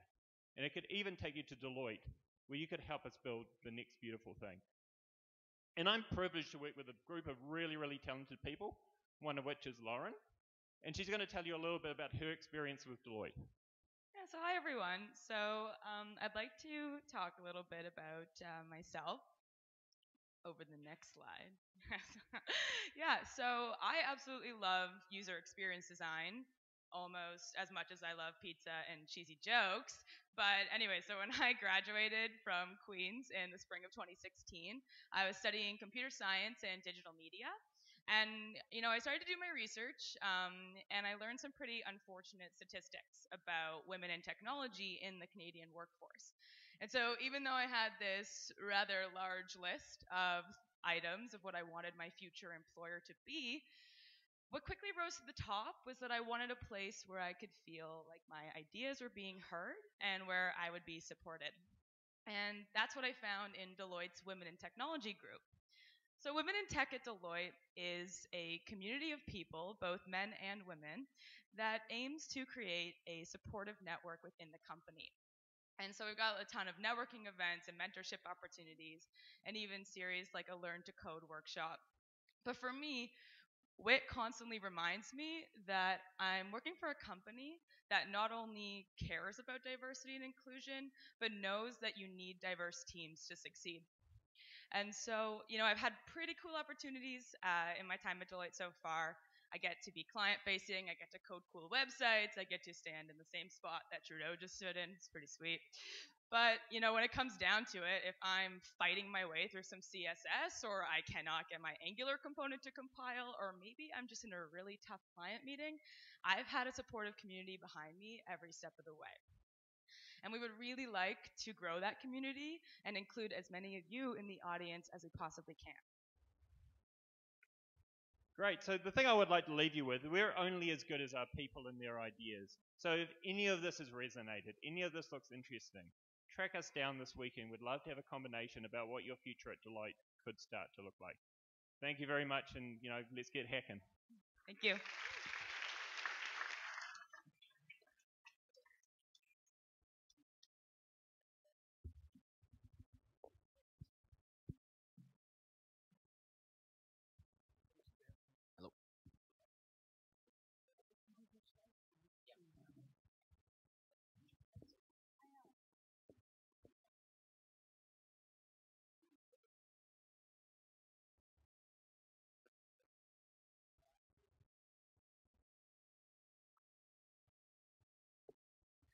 Wow, those are some really tough acts to follow. Thank goodness my stage time is only 5 minutes. In all seriousness, no, it's a real pleasure and privilege to be here again. Loblaw Digital is a huge supporter of Hack the North. This is our fourth year sponsoring the event. We believe very much in the hack culture, and we just love seeing the great hacks that you guys come up with. So you guys are just awesome. Many of you are probably familiar with the Loblaw brand if you're here in Canada, but probably not aware of the role that Loblaw Digital plays in this ecosystem. And at Loblaw Digital, our focus is really about impact. So our focus is really about impact, and it's about making a huge impact on Canadians' daily lives. So how do we do that? And it's really about catering to and simplifying the most basic needs of Canadians. Some of you may have heard of Maslow's hierarchy of needs. Really, it's the principles that we as human beings have a hierarchy of needs that need to be fulfilled. And unless we kind of, we have these hierarchy needs to be fulfilled, and we need to go through that hierarchy in order to reach our maximal potential, kind of get to sort of self-actualization.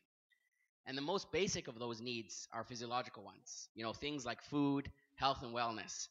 And it's for that reason that we as humans spend a really disproportionate amount of our time kind of servicing those needs, both our time and our income. So when you look at it, as Canadians, we roughly spend about $6,000 a year on groceries. We'll spend about more than 2 days of our lives in a grocery store, right? We'll spend about half an hour a day preparing food.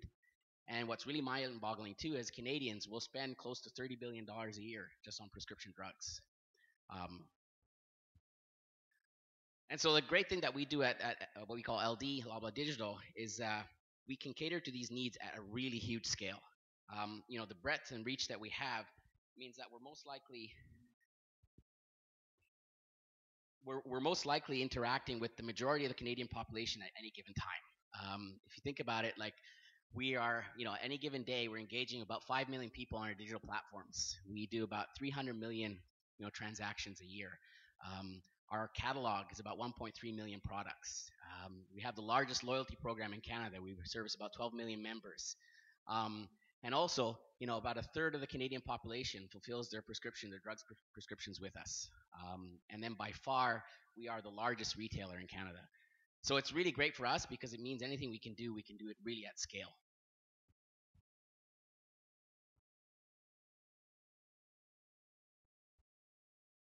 So, but us as an organization, Loblaw Digital, we've only been around for about 4 years.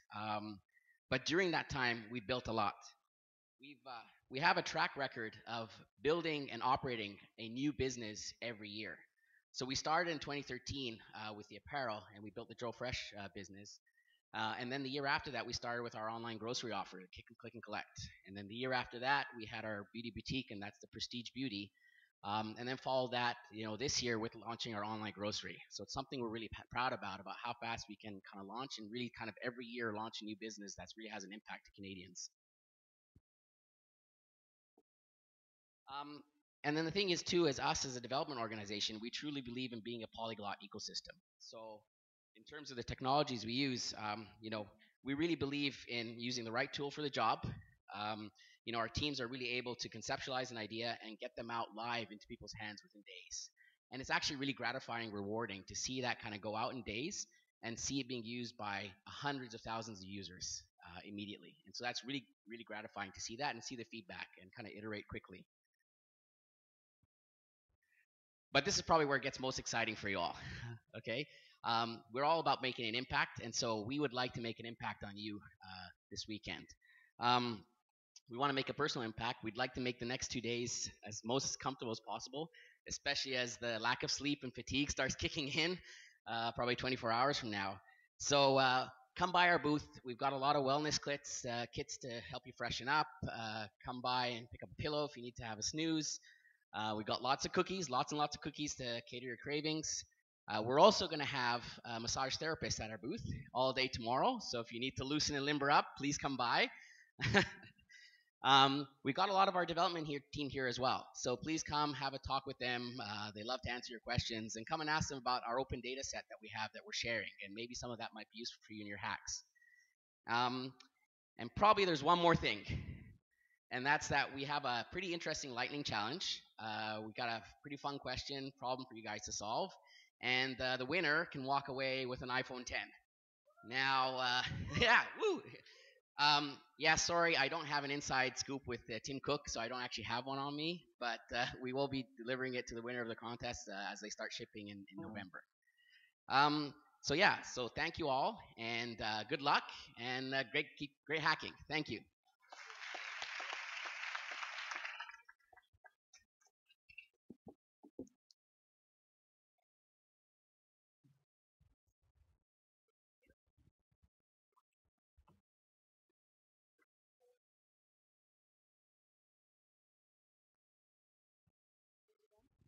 Hello, everyone. Everyone hear me okay? Welcome. I am here from RBC Technology today, and you all might be wondering, what the heck is that? Why are you guys here? So we are technology at RBC. We're all powered by ideas, and we're inspired by all of you here today and at all the hackathons around Canada. RBC Technology is revolutionizing the way the world lives, works, and banks. So things that you may have never thought of before for a bank to do, we are doing at RBC Technology. Which with projects in things like big data, machine learning and AI, digital, cybersecurity, blockchain, we are changing the way that we interact with our clients and we provide a better service to them. We hire a lot of students, which is why one of the reasons why we're here today. We hire about between 400 and 700 students every year, both co-op and non-co-op. We actually have some of our previous co-op students in the hackathon this weekend, so if you see them, definitely they're going to be by our booth at some point. So definitely have a chance to come and chat with them. As a student, you might think of the typical banker working at RBC, but we are not that. We are jeans, t-shirts, and sneakers. We are attending hackathons run by RBC and changing the way we do things and helping our clients thrive and communities prosper. Some of the types of jobs that we hire for students are just listed here. So software developers working on Android and iOS and full stack, working on a variety of different projects across the organization. UI UX designers and graphic designers to help change the way we interact with our clients and make the experience better. Security analysts. We have a huge team of security analysts to make sure that all of our data is protected and all of those clients trust us. So that's another area that we can get into. Data scientists, this is a really big area. Some of you may have heard of our machine learning lab or our big data research labs, and they are doing a lot of research on how we can use machine learning better. So things like analyzing tweets and using machine learning to better serve our customers and using artificial intelligence to do the same. We have a research lab that's run out of Toronto and Edmonton, and they hire a lot of machine learning developers and researchers throughout the year to come and help with that research and help us find the next best thing. For those of you that may not be technical, not sure how many of you are in the room, but we do have other opportunities within technology as operations analysts and project management as well. So really great opportunity. As a student at RBC, you're not just there to, do your day-to-day work and go home. You really have the opportunity to get involved and give your opinion. We hire students like you to come in and change the way we do things, to bring that fresh perspective and really revolutionize the way we work. We have a program that is run to make sure that you have the best experience possible. Things like mentorship, leadership talks, lunch and learns, hackathons that you participate in as a student to help change the way we do things, but also to help enrich your own experience. We hire for all different co-op terms, and right now we're hiring for winter, so if you're looking for your winter co-op, definitely come by and see us throughout the weekend. One great example of how we are changing the way we do things for our students is RBC Amplify. This is a program that started 2 years ago in 2016, and it is an intensive summer internship program where students, a team of 4 students, are put together in a cross-functional team to work on a real-life business challenge from RBC.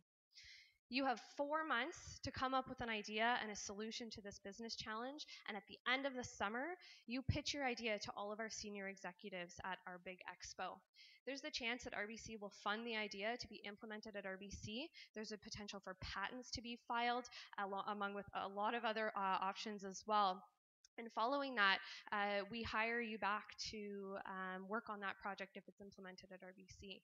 So a really great opportunity. It's basically a 4-month-long hackathon, but you're getting paid to do it. So RBC Amplify is a really great way that we are engaging our students to think differently and to disrupt the way we do things and disrupt the financial industry. If you want to know more information about this, we have our program here with us this weekend, so definitely come by because applications are open and you can actually apply right on the spot here this weekend. So make sure you come and see us for that. Finally, we have a lot of mentors here this weekend to help you out. They're subject matter experts in various different areas, from coding and different programming languages to your ideas to maybe your pitch if you are going to be pitching. So make sure you come find us. We'll all have one of these really banking cool t-shirts on.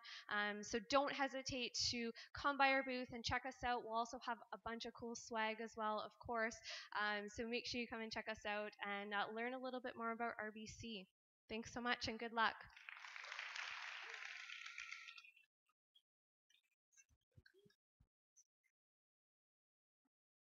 All right. So, first point for weekend success. You guys should join Slack. So we have a Slack channel. If you didn't know about this, you can find it at hackthenorth.slack.com, or you can go onto your dashboard at app.hackthenorth.com, click the Slack tab, and you'll be able to get onto our Slack channel there. You can stay connected with mentors, other hackers. Everybody else is on that channel. You guys should check it out. Second thing, this hackathon has its very own mobile app. So this mobile app can be found on Google Play or on the App Store, and you can use it to keep up to date on everything from the schedule to activities to mentorship. There's a ton of stuff on there, so you guys should definitely check it out. It will very much enhance your weekend. All right, so we have our next round of sponsors coming up.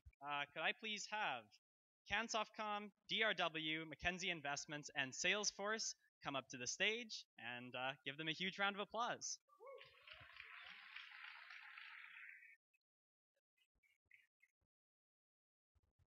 Hey folks, my name is Mike. I'm the Commanding General of Canada's Special Forces Command, and I'm glad to be here with my team. CanSoftCom is a military organization. We are the force that the Chief of the Defense Staff calls when problems are time sensitive, very politically sensitive, or otherwise quite complex. We like to think of ourselves as an entrepreneurial organization. We're a learning organization. That's one of the reasons why we ventured out here tonight. What are we looking for here for the next 36 hours? Well, we were looking for a guy from Calgary to build a toaster. So I think we're done, because wherever you are, just come on up. We're looking for. What we are looking for is, it's an actual from the ground up problem. So it's a hostage rescue scenario. So if you can imagine, you're in a scenario where one or more people have been taken hostage by people who are threatening to kill them. It's probably in a faraway land, a place that we know nothing about. When something like this happens, we will overfly the compound and take hundreds of hours of full motion video. We're going to give you that full motion video tonight and ask you to try to automate the process. Because what we do is we put people behind screens to look at what the aircraft is seeing. So we've got the human looking at the screen. What we want you guys to do is see if you can automate that process. Can you automate the pattern of life? Can you automate the deviations in that pattern of life? Can you recognize and characterize things like adults, weapons, vehicles that are coming and going, and that sort of thing? Can you help automate that process in a way that allows us to share that information laterally, up and down, and that sort of thing? So why does this matter? Well, it matters because this is the sort of real-life work that I ask my troops to do. You can be part of something much bigger than yourselves if you help us out with this and you succeed. Who knows, you may even be able to save a life at some point downrange. And so I've got all kinds of people who are going to be here for the next 36 hours wearing clothes like this. Some of them are programmers. Some of them write code for a living. Some of them are intelligence officers. I've got a helicopter pilot. I've got operators who work with weapons like this. They're all going to be able to give you the context that you need to have a look at our problem. So thanks for considering us, and I hope you have a great 36 hours.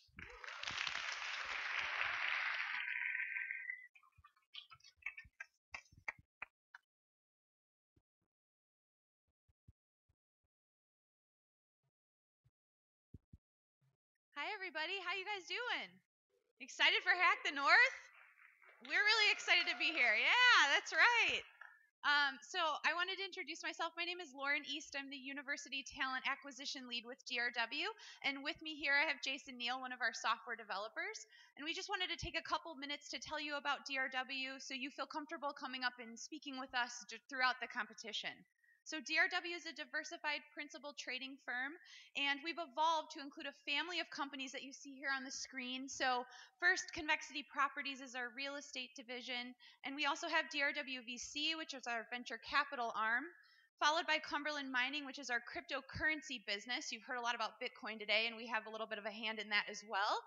And also Vigilant, which is our Montreal-based tech firm that designs and deploys systems and strategies to use in the financial markets. So you'll see people going around the competition with DRW shirts and also Vigilant shirts. So the Vigilant people will be wearing shirts that have that logo on it that Jason's holding there. Does anybody want a Frisbee? Yeah? Okay, there you go. Yeah, there you go. I don't know if he can get so high. We'll see. Oh, you're so close. You're so close. There you go. Nice. Yes. All right. Yes. Okay, cool. So we'll have more swag at our booth, but feel free to stop by and check us out. We have offices in Chicago. Oh, we've got some T-shirts too. We have one more. Awesome. So come by our booth. We have more T-shirts and frisbees and all of that. So just to round out the conversation here, we have offices in Chicago, New York, London, Montreal, and Singapore. So global business would love to meet with you and speak with you about our opportunities in software development, trading, and quantitative research. So if you're interested in any of that, please feel free to swing by our booth during the competition. And we wish you guys the best of luck. Have a lot of fun, and we're really excited. Thanks.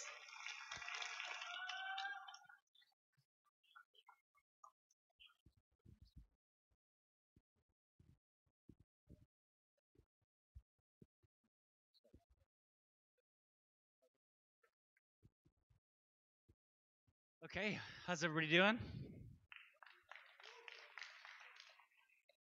This is it, huh? We got a few more left. So my name's Sam Burns. I head up technology at Mackenzie Investments. So just a little bit about who we are. We're a Canadian company, proudly Canadian, headquartered in Toronto, Canada. Yeah, I heard somebody say it. Yeah, woohoo for Toronto. Oh, we got lots more. So headquartered in Toronto, Canada, and this year we're turning 50 years old. So for those of you who haven't heard of us, we are turning 50. So being one of Canada's largest asset managers, we thought it made a whole lot of sense to be here and be part of this Canada's largest hackathon. So we're pretty excited about that.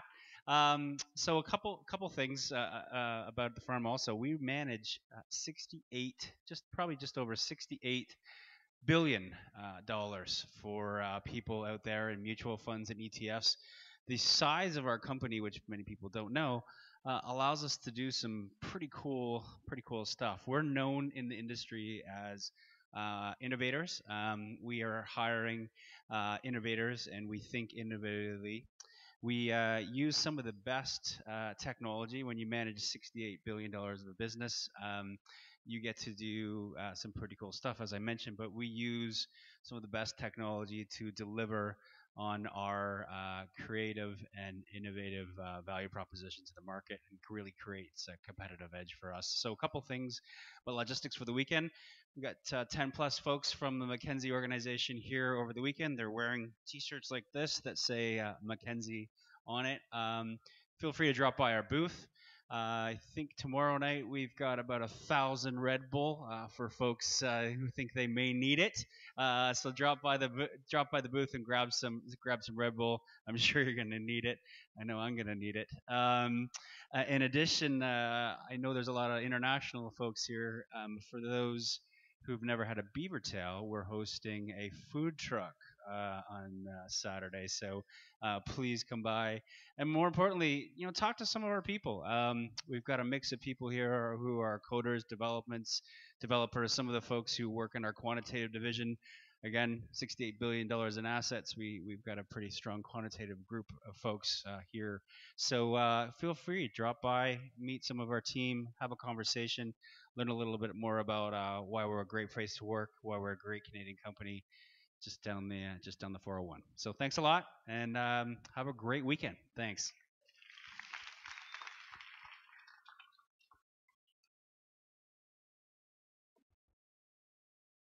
Hello, Waterloo.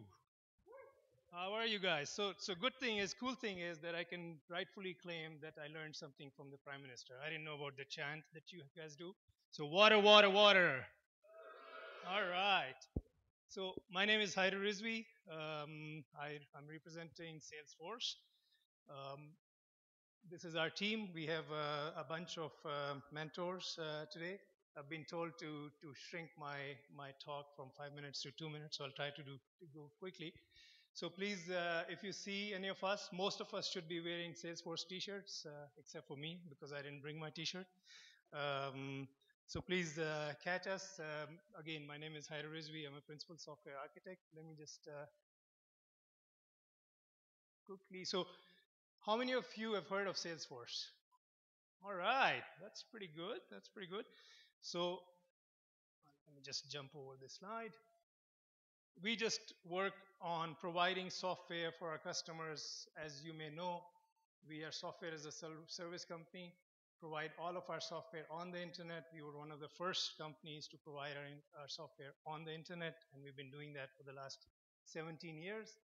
We have been extremely successful, built basically everything that our customers need to reach out to their customers, which includes ability to provide service, ability to provide sales, marketing, community cloud, all of the things that a customer will need to reach out to their own customers. So we have a large number of customers.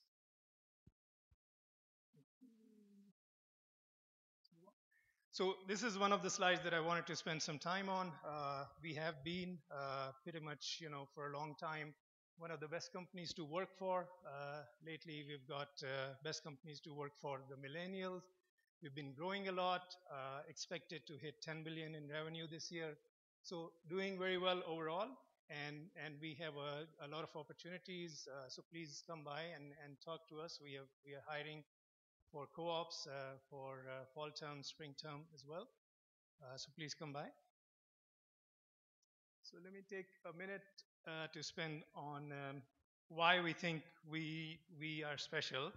We spend a lot of time making sure that the world around us is, we spend a lot of time taking care of the world. So our culture is important to us. You may have heard of our CEO, Mark Benioff. He's very outspoken. He speaks out on a lot of important human rights, so on and so forth. So we have spent a lot of time, and we spend our volunteer hours as well on making sure that we have spending on education, equal rights, equal pay and opportunity. That was something that we took pretty important time on working on that, as well as environment. We have had, right from the start for Salesforce, we have had this credo of 111. 111 stands for 1% of our time, 1% of our equity, and 1% of our product that we provide for basically helping the community for free. So all of us spend a lot of time on volunteer hours, and as you guys come in, we can also work with you to do that. Let me just take a minute to talk about the technical work that we do. So on the front end, we have a Salesforce platform. We're using JavaScript, so on and so forth. On the back end, because we run a large cloud on the internet, so we need to provide a lot of work on, we need to do a lot of work on building our platform, taking care of compute and network, taking care of building things like databases, Hadoop, Spark, all of those technologies we're working on. So if you're interested, please come by and talk to us. Thank you.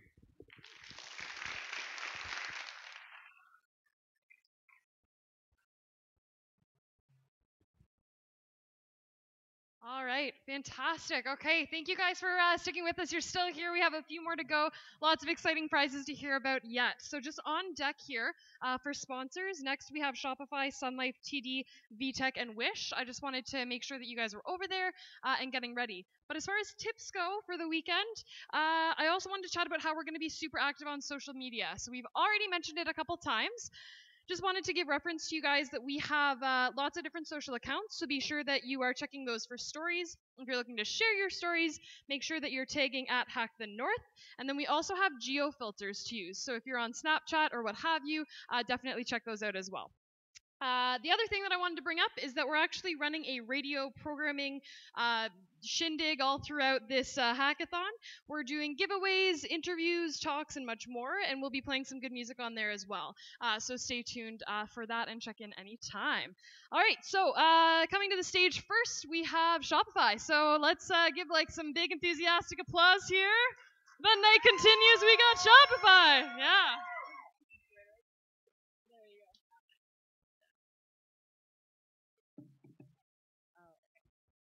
Hey guys, how's everyone doing?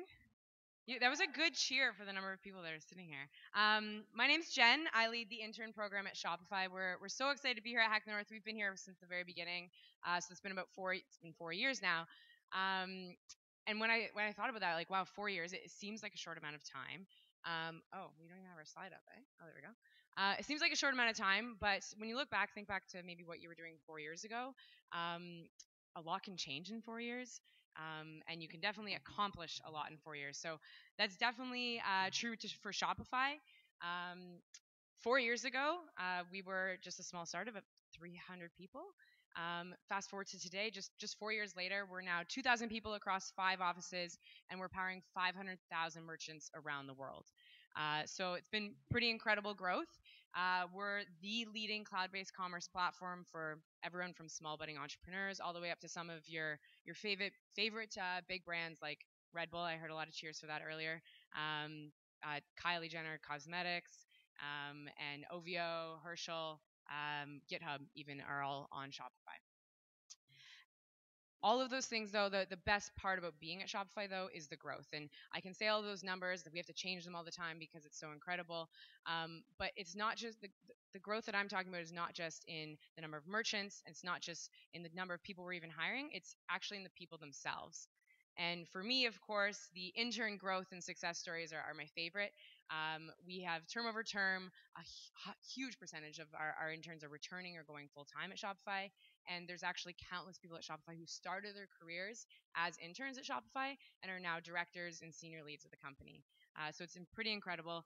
That kind of growth comes from getting to work alongside some of the best in the industry, working on really impactful projects that are impacting our merchants around the world, and getting a ton of mentorship and growth opportunities along the way. So at Shopify, we pride ourselves in a few different values. A lot of you have heard of get shit done. We have a lot of t-shirts made with that. That's one of our values.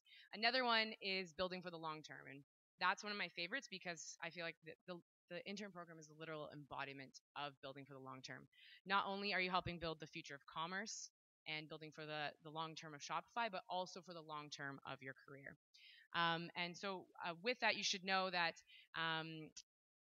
we're also a proudly Canadian company, founded in Ottawa, so I'm sure our Prime Minister is a big fan of that.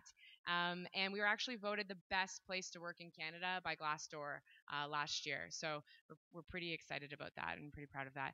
So if any of this sounds interesting to you and exciting, we'd love to have you guys join us. We hire interns every semester. We're currently hiring for the winter term. Across our 4 Canadian offices, 70 different engineering teams, including front-end development, security, mobile, and many more disciplines across there. Few things you should not miss this weekend. Hormuz, woo! Hormuz is a former UW intern. He's giving a talk tomorrow on smart load balancing with Nginx. He's going to tell you how you can accelerate your apps for flash sales and prevent DDoS attacks. We also, if you're in town still next week, we're running an open house at our office. The winternship is coming, so you want to come check out the office and learn about that. And of course, please come by our booth this weekend. Really important that you do come talk to us if you are interested in applying for the internship role. Our internship posting externally is now closed, so you want to come by, grab an exclusive link to be able to apply to that. When you come talk to us, you'll also have the opportunity, 2 opportunities this weekend to get some brand new Get Shit Done t-shirts. One is at the booth this weekend, and the second is, you had a little preview, is right now. Yeah.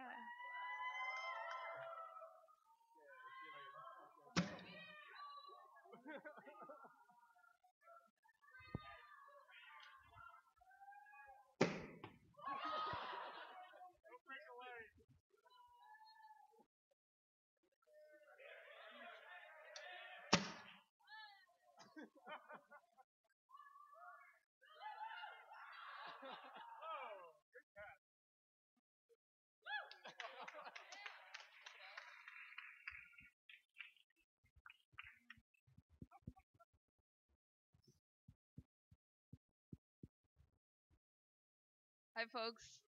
I don't know how we're gonna follow that act. I don't. I just know you survived that. Welcome everybody to Hack the North on behalf of Sun Life Financial. Who here has heard of Sun Life Financial? I hope everybody has. It's a fantastic company to work for.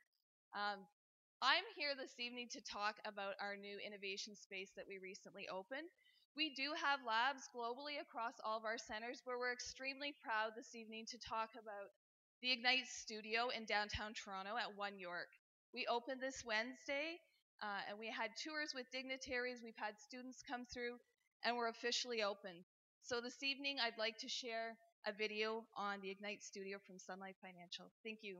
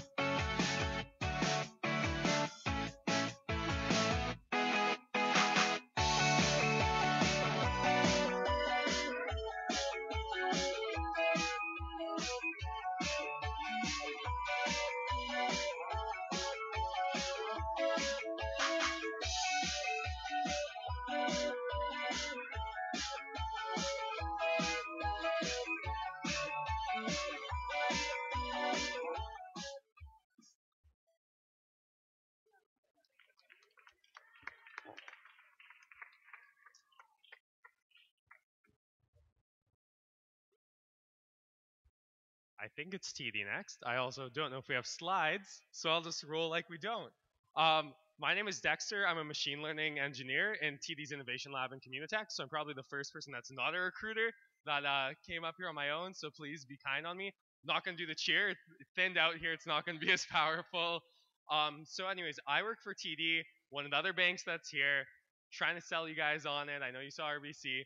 But what TD has that sets it apart is we really do have all of these different sectors where we invest in new technologies and try anything that's out there. So in the innovation lab I work in, we play with TensorFlow, we play with PyTorch, I'm machine learning, so I'm naming off all that. But React Native, Kotlin, anything you can think of, if you are working there, you can start using that technology in your projects because we really are focused on exploratory stuff. Then for corporate TD, they have a cool associate program that I actually came into TD through. So what that is for new grads, for 2 years, you actually get to do 4 rotations over 6 months where you get to pick the teams you go on. So I know a lot of you out there, you probably don't know what area of tech you want to go into out of school. I was like that. I didn't know what languages I should do. I didn't know what I should focus on. And this associate program was why I joined TD, because I wasn't forced into just being a front-end developer off the bat. I had the opportunity to go from one role to another, and really find where my best fit was. So I know for a lot of you guys that are out there looking for positions, it's very meaningful to be able to not be forced, I think, into one specific role, but really pick your own path. And I think at TD, at least for me, that was really important, and I was able to find where my best fit was. So for you guys over this weekend, please come talk to me. I'm a developer. If you need help with machine learning, I'm down to help you. And if you have questions just about your career or anything, we're all there to help you because we want to make sure that if you come join us, it's the best fit for you, not for us. Yeah. Thank you. Oh, we're doing poutine at 2 a.m. tonight too, so that's the real cheering.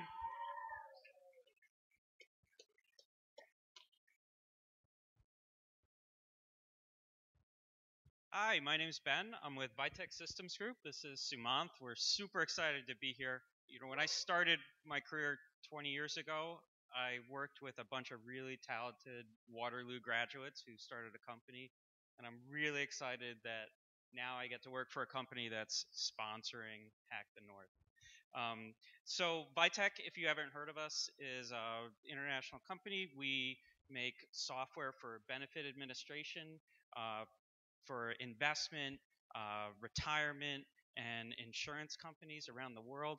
We have more than 850 employees. We're headquartered in New York and have offices in a few other places as well.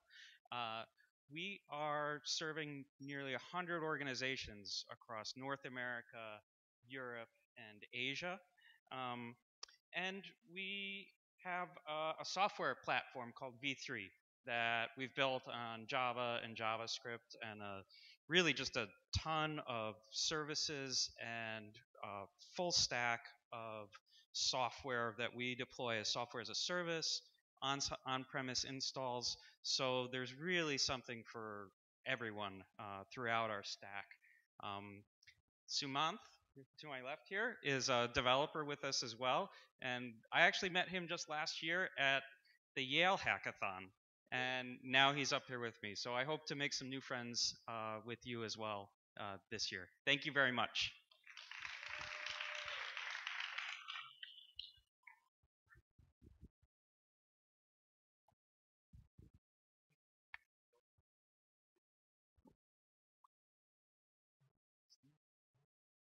Okay. All right. She said I only have 20 minutes, so I'm going to cut down some of my material. All right. So let me start with the most important thing, guys. Look at these. Look at these. We're handing these. No.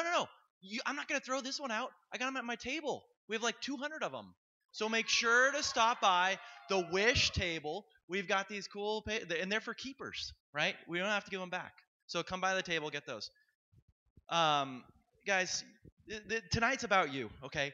You are about to be engaged on a very strenuous activity over the next 36 hours.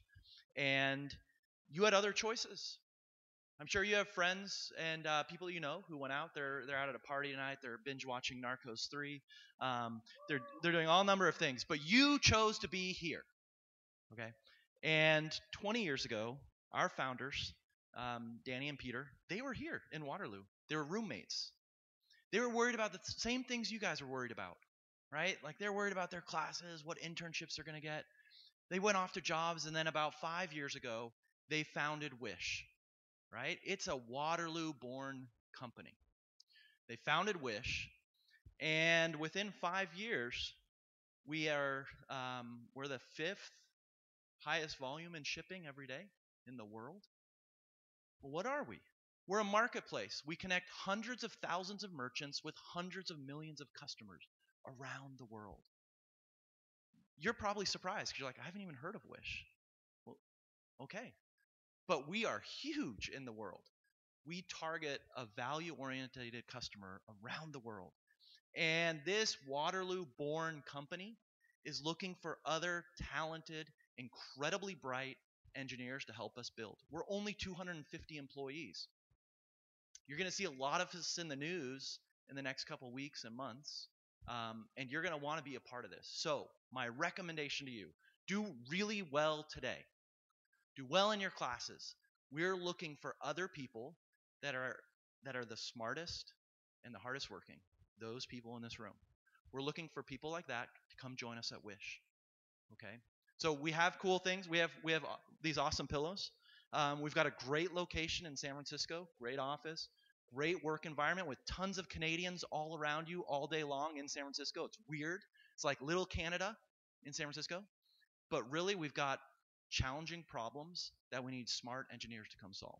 So take a look at our company, and we'll see you later tonight. Good luck.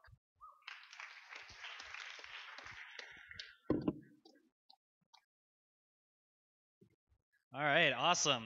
So, in just a second, we're going to have Flip, Loyalty 1, Manifold, WGSI, and ML8. So if you guys could just line up on the side here. But in the meantime, we have a few more logistical things to go through.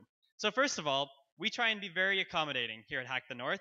We have prayer rooms, beds, showers. All of these things are open for your use, and they're in E6 should you actually choose to get any sleep this weekend. That much is up to you.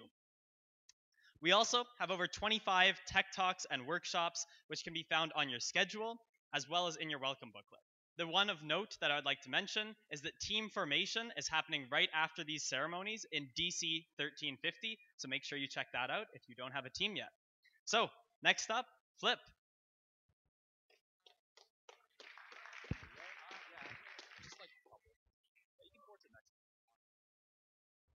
Hack the North.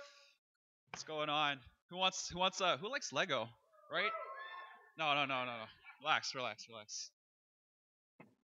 One thing before I actually start, can you give it up one more time for all the organizers, volunteers, sponsors, and everyone who made Hackathon possible? This is a huge operation. 8 months in the making. Like, it's big, and I really do have an appreciation for it myself, having been here multiple times.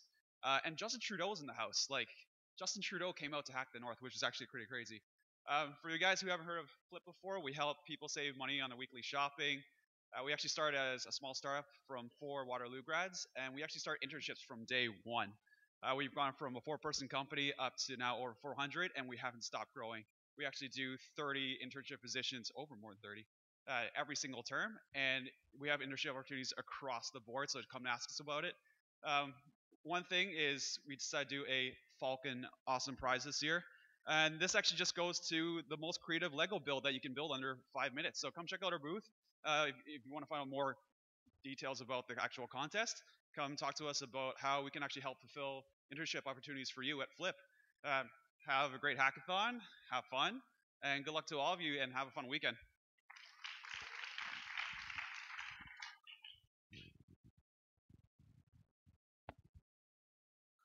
Hi, everyone. I'm Michael.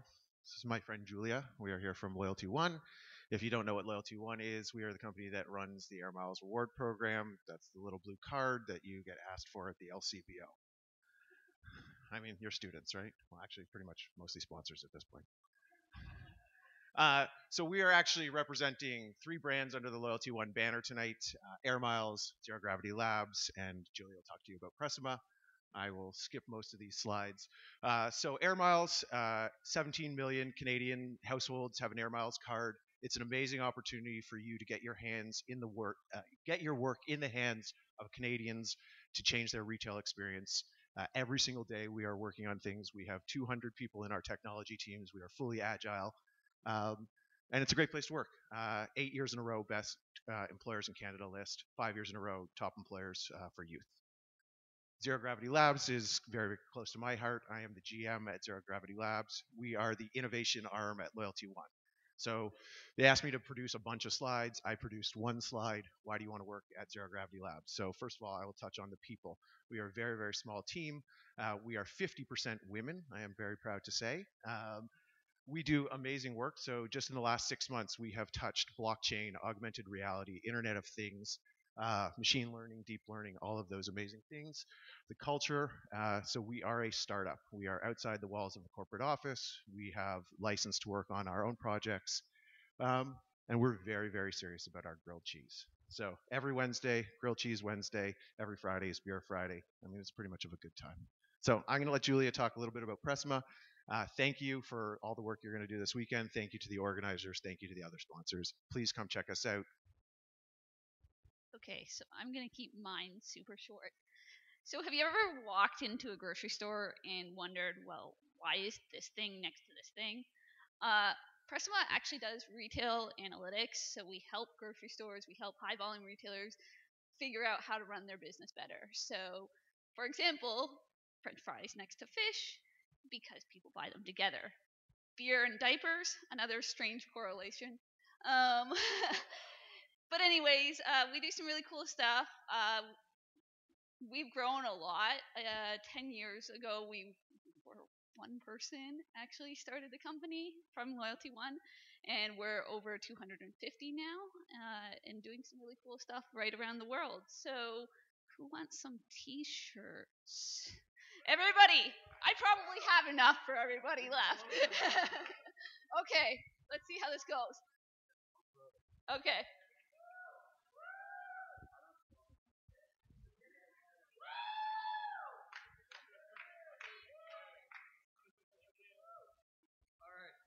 Okay. Come see us for the rest of them.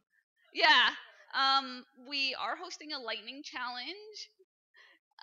And for our lightning challenge, we'll be giving away a drone, and it's a pretty cool problem to solve. So come out and see us for the lightning challenge tomorrow.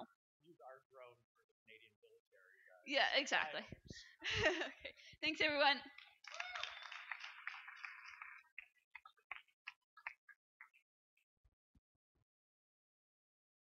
Hello. How we feeling, Hack the North? Ready to hack? Ready to get out of here and hack? This isn't our slide. Keep going, keep going. You guys have a lot of slides, Loyalty One. All right, so the first thing hackers are going to look for this weekend, a simple database, right? Shouldn't be hard. No time to lose. You're going to try and find one as fast as you can. And the popular, what we've dubbed mono clouds, kind of make this challenging, right? Amazon, you're going in there. They give you a lot of tools, but they're kind of complex, and you have to spend a lot of time configuring them, and nobody really wants to slow down. So it's not the best in class, but we call it the walled garden of the mono cloud. They're accessible, but it's just good enough. So why are we settling for good enough? Like why are we just trying to configure those tools and spend all our time doing that? You can get those best tools for the job regardless of your cloud choice and pretty up your Instagram pictures. This is me. My name's Nick. I run design at Manifold, which is a product that we've built to help you find and buy and manage those services. So at Manifold, our mission statement is that we believe that you deserve those amazing tools and services and that you should have the freedom to use them wherever you want, independent of the cloud of your choice. So if you want to use Amazon, you can use Amazon. If you want to use a cooler deployment service like ZiteNow or some hip service like that, you can take them there. So when you're looking for a simple database this weekend, you can have one like JawsDB that runs on Manifold. And it specializes in databases, so you're getting something that's bespoke. So these are all, we have more services than this, but these are a good list of them. We have monitoring, messaging, Postgres databases. You can find all of our services there. It's really great for hackathons because you can plug and play your services right into your app that you're building. Two Nicks and a Jeff are here. You can come see us at our booth. You tell us what services you want to see on Manifold. We're growing really fast and adding services all the time. That's kind of where we are. $25 coupon was in your things. We have shirts, limited edition shirts. Everybody cheer for shirts. Thank you. So come talk to us at our booth, and we'll help you figure it out. We have pens. Don't put your eye out with the pens. So come see us at our booth. We got lots of swag to give away, and we really like talking about developer services. Thanks, everybody. Have a good hack.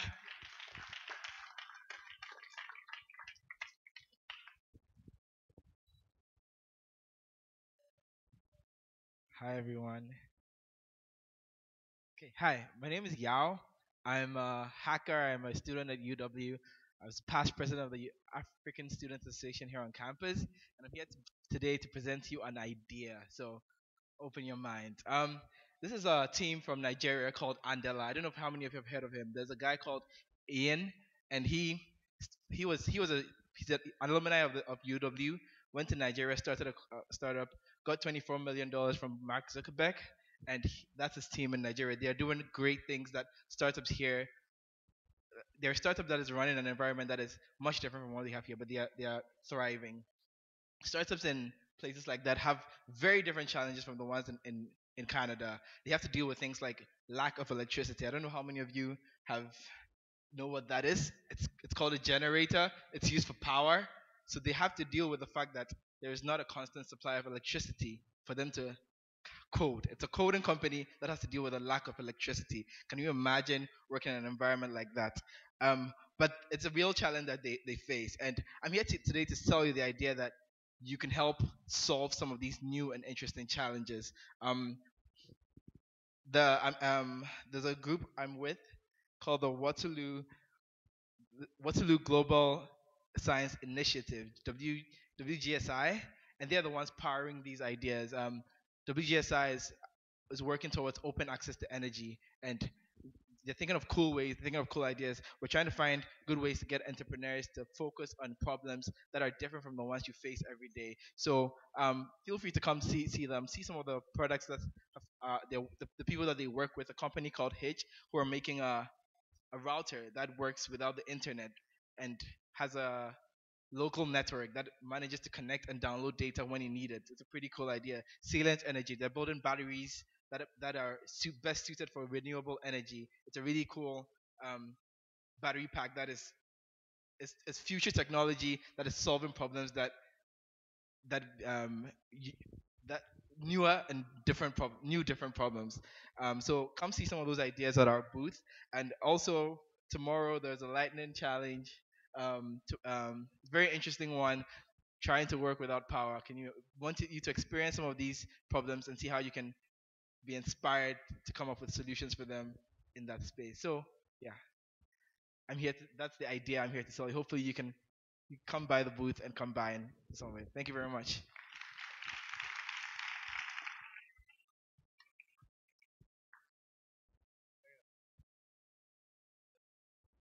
Alrighty. Cool. So first off, shout out to all of the hackers who stuck around to hoard the swag. Give yourselves a round of applause. Um, I'm John. I'm one of the co-founders of Major League Hacking. Who here knows what Major League Hacking is? Raise your hand. Awesome. So I get to explain it to some new people. We're doing a ton of stuff this weekend. Really crazy. I won't be able to cover it all in 2 minutes. If you go to that URL, you'll be able to find everything we're doing, from the hardware lab to the software lab and everything in between. So, if you want to find out more, we do events like this every single weekend. In fact, there are about 250 hackathons that are part of the MLH Student Hackathon League all over the world. So if you enjoy Hack the North, go to another hackathon and bring your friends, because it's an amazing way to build a community on campus of people who also love building things. We work with about 65,000 students a year at hackathons just like this. And so if this is 1,000 people, there's 64,000 more out there building equally amazing things, and we want you to be part of that. So, why are we here? Why did I fly out from New York for Hack the North? It wasn't just to see the Prime Minister of Canada speak. It was actually to do some really awesome stuff, like cup stacking, which is a really silly game that's actually really fun. We're going to do that tomorrow night. We'll also have a photo booth upstairs on the second floor of Engineering 5. And we have Soylent for all of the hackers. Has anyone tried Soylent? It's like food you can drink, and if you like drawing, you can draw on the bottles and win I think it's like a month's supply of Soylent for the best design on a bottle that you tweet at them. We also have a GitHub Octocat drawing contest where you can win swag from the GitHub store. You can actually win a statue of an Octocat if you draw one and tweet it at them. Plus, we have lots of hardware. Is anyone a hardware hacker? There's like one hardware hacker. Okay, I guess the rest of them went back. You can get free hardware to try out and hack on this weekend.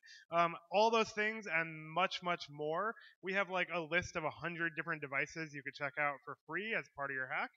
Plus, we have software. We get $100 in credit for AWS, free domain names, free payment processing, and free hosting from GitHub. So come find us and we'll give you all those awesome free promos to make your hacks great. And we have prizes. Does anyone want to win a prize this weekend? Is anyone she wants to win a prize? I think she's going to win a prize. So we have medals for the winning teams. We have Raspberry Pis for the best domain name. We have $250 in AWS credit if you use AWS. And you can win a Dragon board, Qualcomm Internet of Things board, if you build the best IoT hack. And you can get jobs. We have jobs. Everyone gets a job. You get a job. You get a job. You get a job. Go to that website. Get free jobs. And t-shirts. I don't have any to throw out because it's a surprise for tomorrow night. There's a new design this semester. But come find us. You can get a sick t-shirt. I think I saw someone in here wearing an MLH shirt, maybe? No, well, I'm wearing one. So you'll be able to get more tomorrow night. And on a serious note, I wish we had covered this earlier in the presentation, but everyone at Hack the North agreed to the code of conduct. They all know that, even the people who went back already. So if you feel at any point uncomfortable or not welcome or harassed, come find myself or one of the other organizers, or call or email that line, and we'd be happy to help you out and resolve the situation. Thanks again to all the sponsors, everyone who presented. Give the presenters a round of applause. It's really hard to get up here and talk to a mostly empty room. Those sponsors kicked ass. They gave you some awesome swag. They're running back to their booths now to deal with the onslaught of hackers who want to hear from them. And so have a great weekend. Find all this stuff up on this website. Come chat with me. I'm happy to debug your code at 1 a.m. and give you lots of free stuff. So thank you, everyone, and have a good weekend.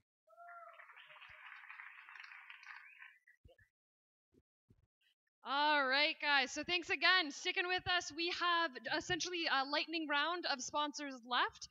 So if you hear your name, please come up to the stage for your 1-minute prize pitches. So you're going to catch on to a theme here. Next, Canada Wealth Simple.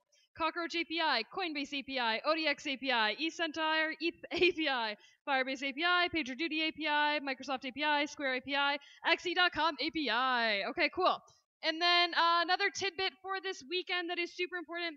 I know that you guys have heard about a lot of cool hardware for you to use, Oculus, some of the stuff that we have, Bio armbands, Google Cardboards, Arduinos, Amazon Echoes, and that is just a tiny fraction of the things that we have for you to use. So we just wanted to make sure that that's aware. For a full list, you can check out the garage on the first floor there and learn a little bit more about that. To start us off through this super quick final round of sponsors, we have Next Canada. So let's give a big round of applause. Thank you very much. Really big. Well, simple. Yeah, we got it.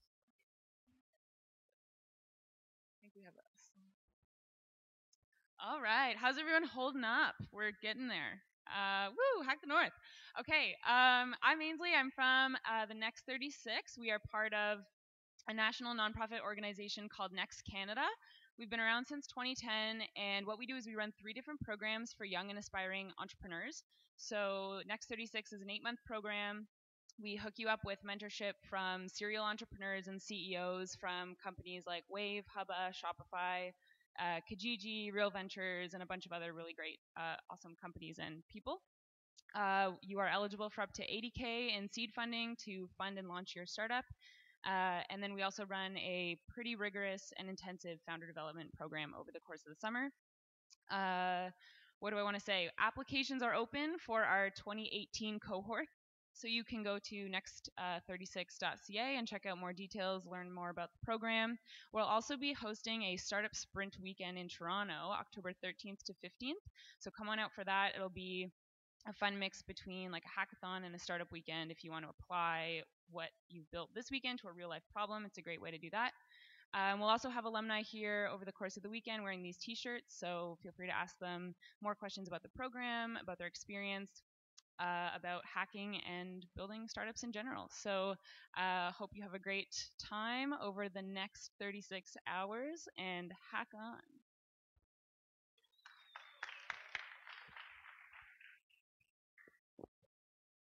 So, firstly, my name's Leia. This is Pei. We're from Well Simple. I have to say, like, a big round of applause to the organizers, as well as every one of you who are still here. So I think you guys all also deserve a huge round of applause. We're Well Simple. We're a company that's less than 3 years old. We have $1 billion for assets under management, and we're Canada's fastest growing fintech company and automated investor. So the next slide is actually a video. So you can learn a little bit more about who we are if you press play. Am I one of those people that's like keeping some old dinosaur, outdated establishment alive because I'm just too lazy or dumb to like switch it up and find something better? I think that way about the people who were still paying for AOL. Maybe I'm like the banking version of the person who's still paying for an AOL account. That's part of our new like humans ad campaign. You can check. You'll see more of these campaigns online. But essentially, what we're trying to do is a couple things. One, make investing much more accessible to everybody. And also democratize access, what investing is. I think a lot of people, there's like a lot of opacity as far as like, what does it actually mean to have ETFs and long-term investments and like wanting to buy a mortgage or a house. So that's what we do. Maybe the next slide. And that's a little bit of a Coles Notes. So we had the Prime Minister, actually, who you guys also met, at our office earlier this year, which is pretty exciting. That was in celebration of another $50 million in funding. So we have $100 million in funding in total. As well as I mentioned, $1 billion for assets under management, which we're pretty excited about in less than 3 years. And Pei is going to talk to you about our lightning challenge. Hey guys, so tomorrow at 12:45, we're going to have our own lightning challenge. It's going to be a short financial aid coding challenge, and if you win that challenge, you get a pair of Bose headphones. So come check us out. Happy hacking.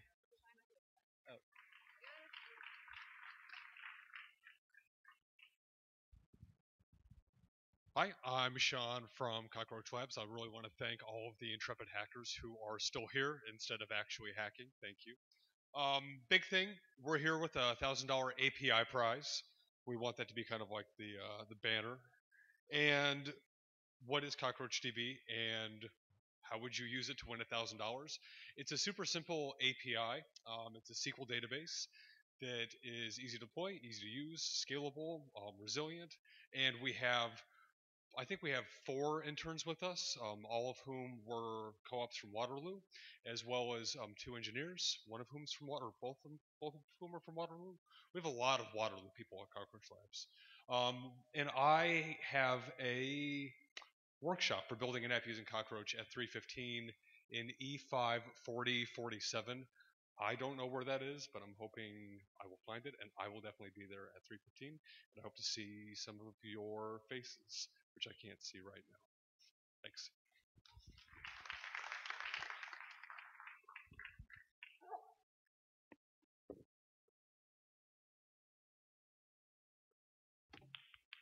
Thanks, Alvin.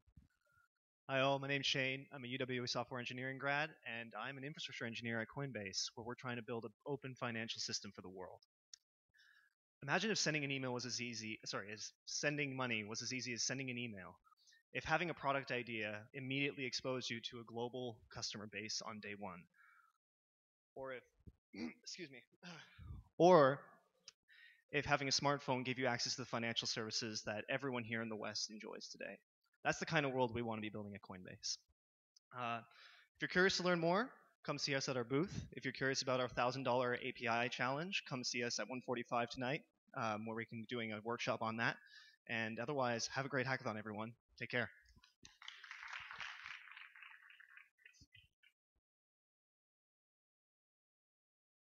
Hey everybody. Thanks, Ollie. My name's Tyler. I'm from Canada's Open Data Exchange. We're a not-for-profit whose purpose is to help companies commercialize using open data. This weekend, we want to encourage you to use open data in your hack. We're hosting an API challenge, which is basically we're just asking you to integrate one or more piece of open data into your hack, whether it be federal, municipal, or provincial level data, and come out to our workshop tonight, which is happening. Oh yeah, there's me. Which is happening between 12 and 12:30 tonight, which is I think about an hour from now, to learn a bit more about open data. And we're giving away 4 backpacks, Community Tech backpacks full of stuff, and some Amazon gift cards. So yeah, come check us out. Thanks.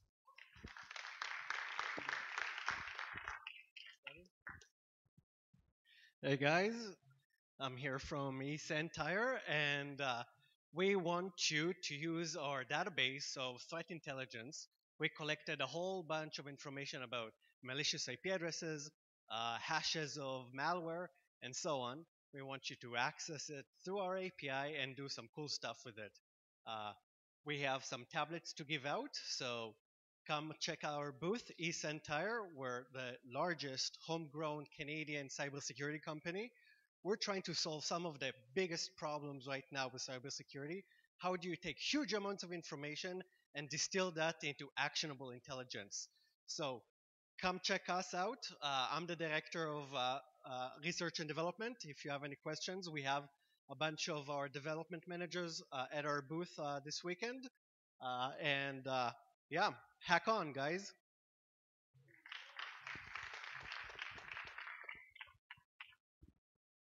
Yo, yo, yo, yo. Yo, check this out. Look at that animation. That animation costs $17,000. I'm gonna go back. Wait. Damn it, it didn't do it. Okay, well, trust me, it looked great the first time. My name is Abe. I work at Firebase. I don't have very long to talk to you, but that's my picture. These other people aren't me, but the one that is me.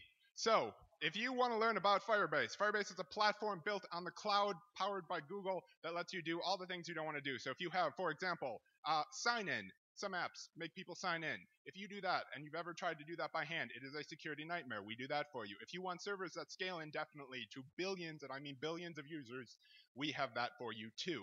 And you're like, this probably is great, but it probably costs a lot, but it doesn't, because sitting in my backpack back at the table is $30,000 in Google Cloud credit.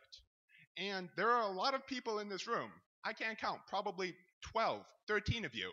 And each one of you could walk away with tons and tons of Google Cloud credit because you're the only ones listening. So if you take that credit, you register, you go use Firebase for free with that credit I give you, then you can win something. And what can you win? Well, you can win something awesome, which is 4 brand new Nintendo Switches. I went around to a bunch of Best Buys and bought them all by hand because they'd only sell me one at each. So this weekend,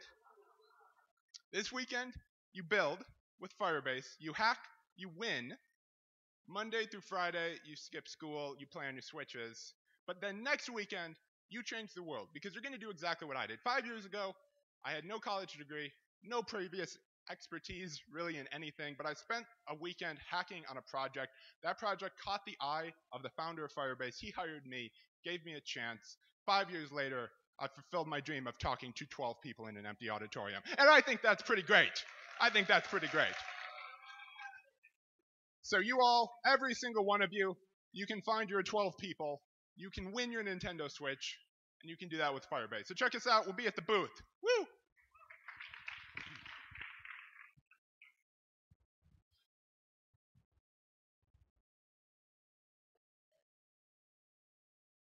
Cool, I can work it. Hi, I'm JD. I'm from PagerDuty, and with me I have Michael. And we have one slide, and I have 3 confessions. One is, this is my first hack the North. I'm pretty pumped. Second is, I'm not a Waterloo grad. I'm a McMaster grad. So, yes, one. Literally one of us. And the third confession is, I really like to wake people up in the middle of the night. And that's basically what PagerDuty is, if I can coin it in one phrase. We are an incident management platform, and since they're almost all sponsors in the audience, at least one of them has gotten a PagerDuty alert before in their life. Probably several, maybe hundreds right now.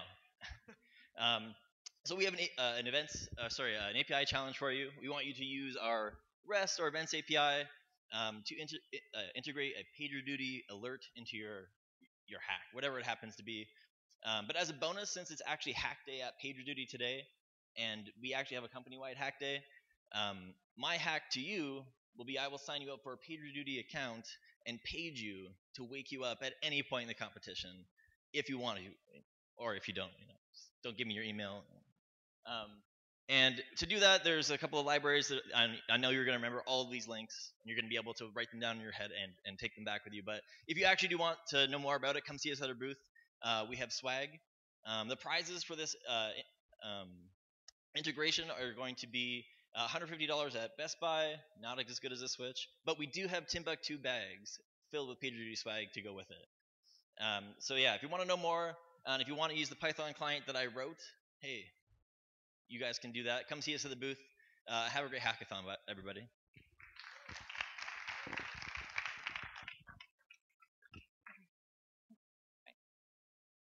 Hey guys, you all must be exhausted of hearing us talk. I'm Sage from Microsoft, and I know I'm already exhausted of hearing myself talk. But hopefully, if you build a bot with Microsoft Azure, you won't have to hear people talk. You can just read the beautiful words on the screen and maybe win some Surface laptops. So Microsoft is going big with prizing this year. We're giving away Surface laptops to the team that builds the best bot using Azure Bot Service. And what's great about this is Azure Bot Service is just a backend for your bot. So you can use any of the other companies' APIs that you want. You can connect to any other platform you want and maybe win like 2 prizes, 3 prizes, who knows. So I'm hosting a workshop tomorrow, 9:30 a.m. to 10:05. Would love to see you there. The topic is not just how to build a bot, but how to build a winning bot. So we're going to be looking at examples of winning bots from past hackathons, how to integrate intelligence, how to integrate different APIs to build the best bot possible and win these Surface laptops. All right, happy hacking.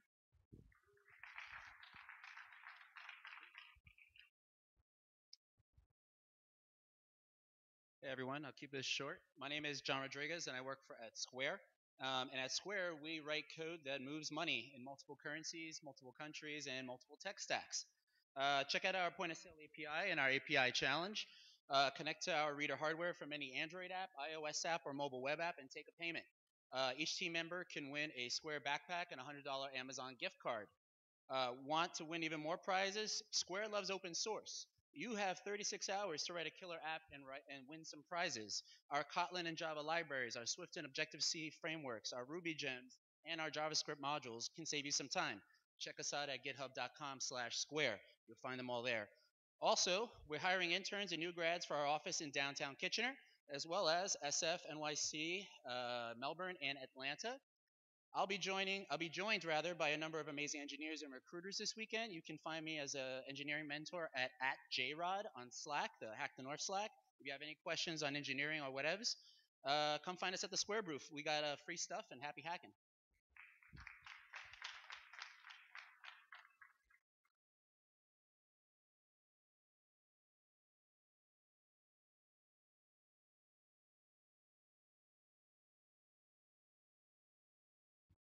Hello, everyone. Hope you're all doing well. I'm a developer at xe.com. We're a foreign exchange tools and services company. We're probably best known for our currency app and mobile site. Um, and we serve a large number of users, which is one of the reasons I really love working at xe.com. We have 278 million users per year, which, to put into comparison, that's about the size of the fourth largest country in the world. This year, we're offering our currency data API for hackers who are attending. You can ask it questions like how much $25 Canadian is in USD, and you'd get a pretty accurate but depressing answer, unfortunately. Our API prize this year is 4 pairs of Audio-Technica headphones, one for each member of the winning team. Come by our booth, say hi. We'd be happy to help, currency related or not. We'd be plenty happy. Have fun.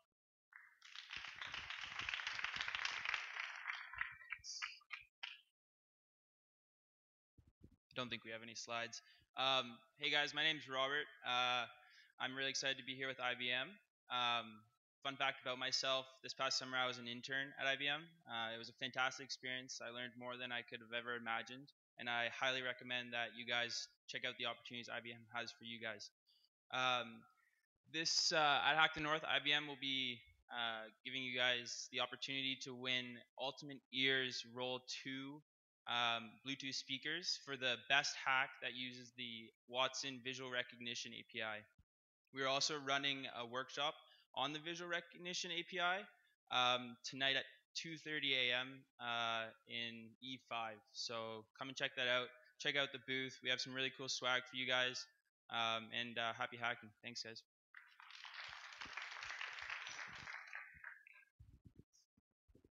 All right, everyone. Thank you so much to our sponsors, and thank you again to you all for sticking around for this. It's awesome. So we just have a few final things to share with you. So first of all, we do have a couple partners to mention very quickly. First of all, the Faculty of Mathematics at University of Waterloo, MLH, and the University of Waterloo itself. Without them, this event would not be possible. Finally, the Faculty of Engineering for being our official venue sponsor. Thank you to these guys so much. They are absolutely pivotal to this event. All right, the very last details that we're going to go over are judging and rules. We brought in some amazing industry leaders as judges to look at your projects. They are hackers, executives, founders, and they build and do cool things every day with hardware, software, and databases. So you will get 2 minutes in front of 3 judges. They're going to judge your projects on 5 different things: technical difficulty, originality, practicality, aesthetics, and the wow factor. And with those criteria, you should also know the rules for your teams. So 1, maximum 4 team members. 2, they must all be physically at Hack the North. 3, no PowerPoint demos. We just want to see the apps that you guys create. 4, all code must be written at this hackathon. And 5, you must disclose the code to win a prize. Now, all of these things will be available to you on our dev post, so you can check them out there.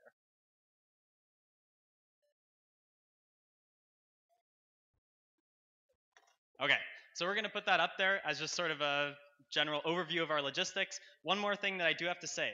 If you purchased hardware or a US flight ticket priced below your maximum reimbursement amount, We'll be distributing reimbursements in the form of checks on Saturday morning from 7:30 a.m. to 10 a.m. at the help desk. So if that applies to you, be sure to get there between 7:30 a.m. and 10 a.m. All right, so we're really excited for the next 36 hours. I feel like you guys have a clear advantage because you're the only ones that just heard the rules and criteria. I'm not sure how that's going to pan out, but good luck to everyone.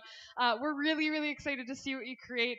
Thank you so much for being here tonight. It's been a pleasure to be your MCs this evening. Come chat with us through the weekend. And good luck hacking the North!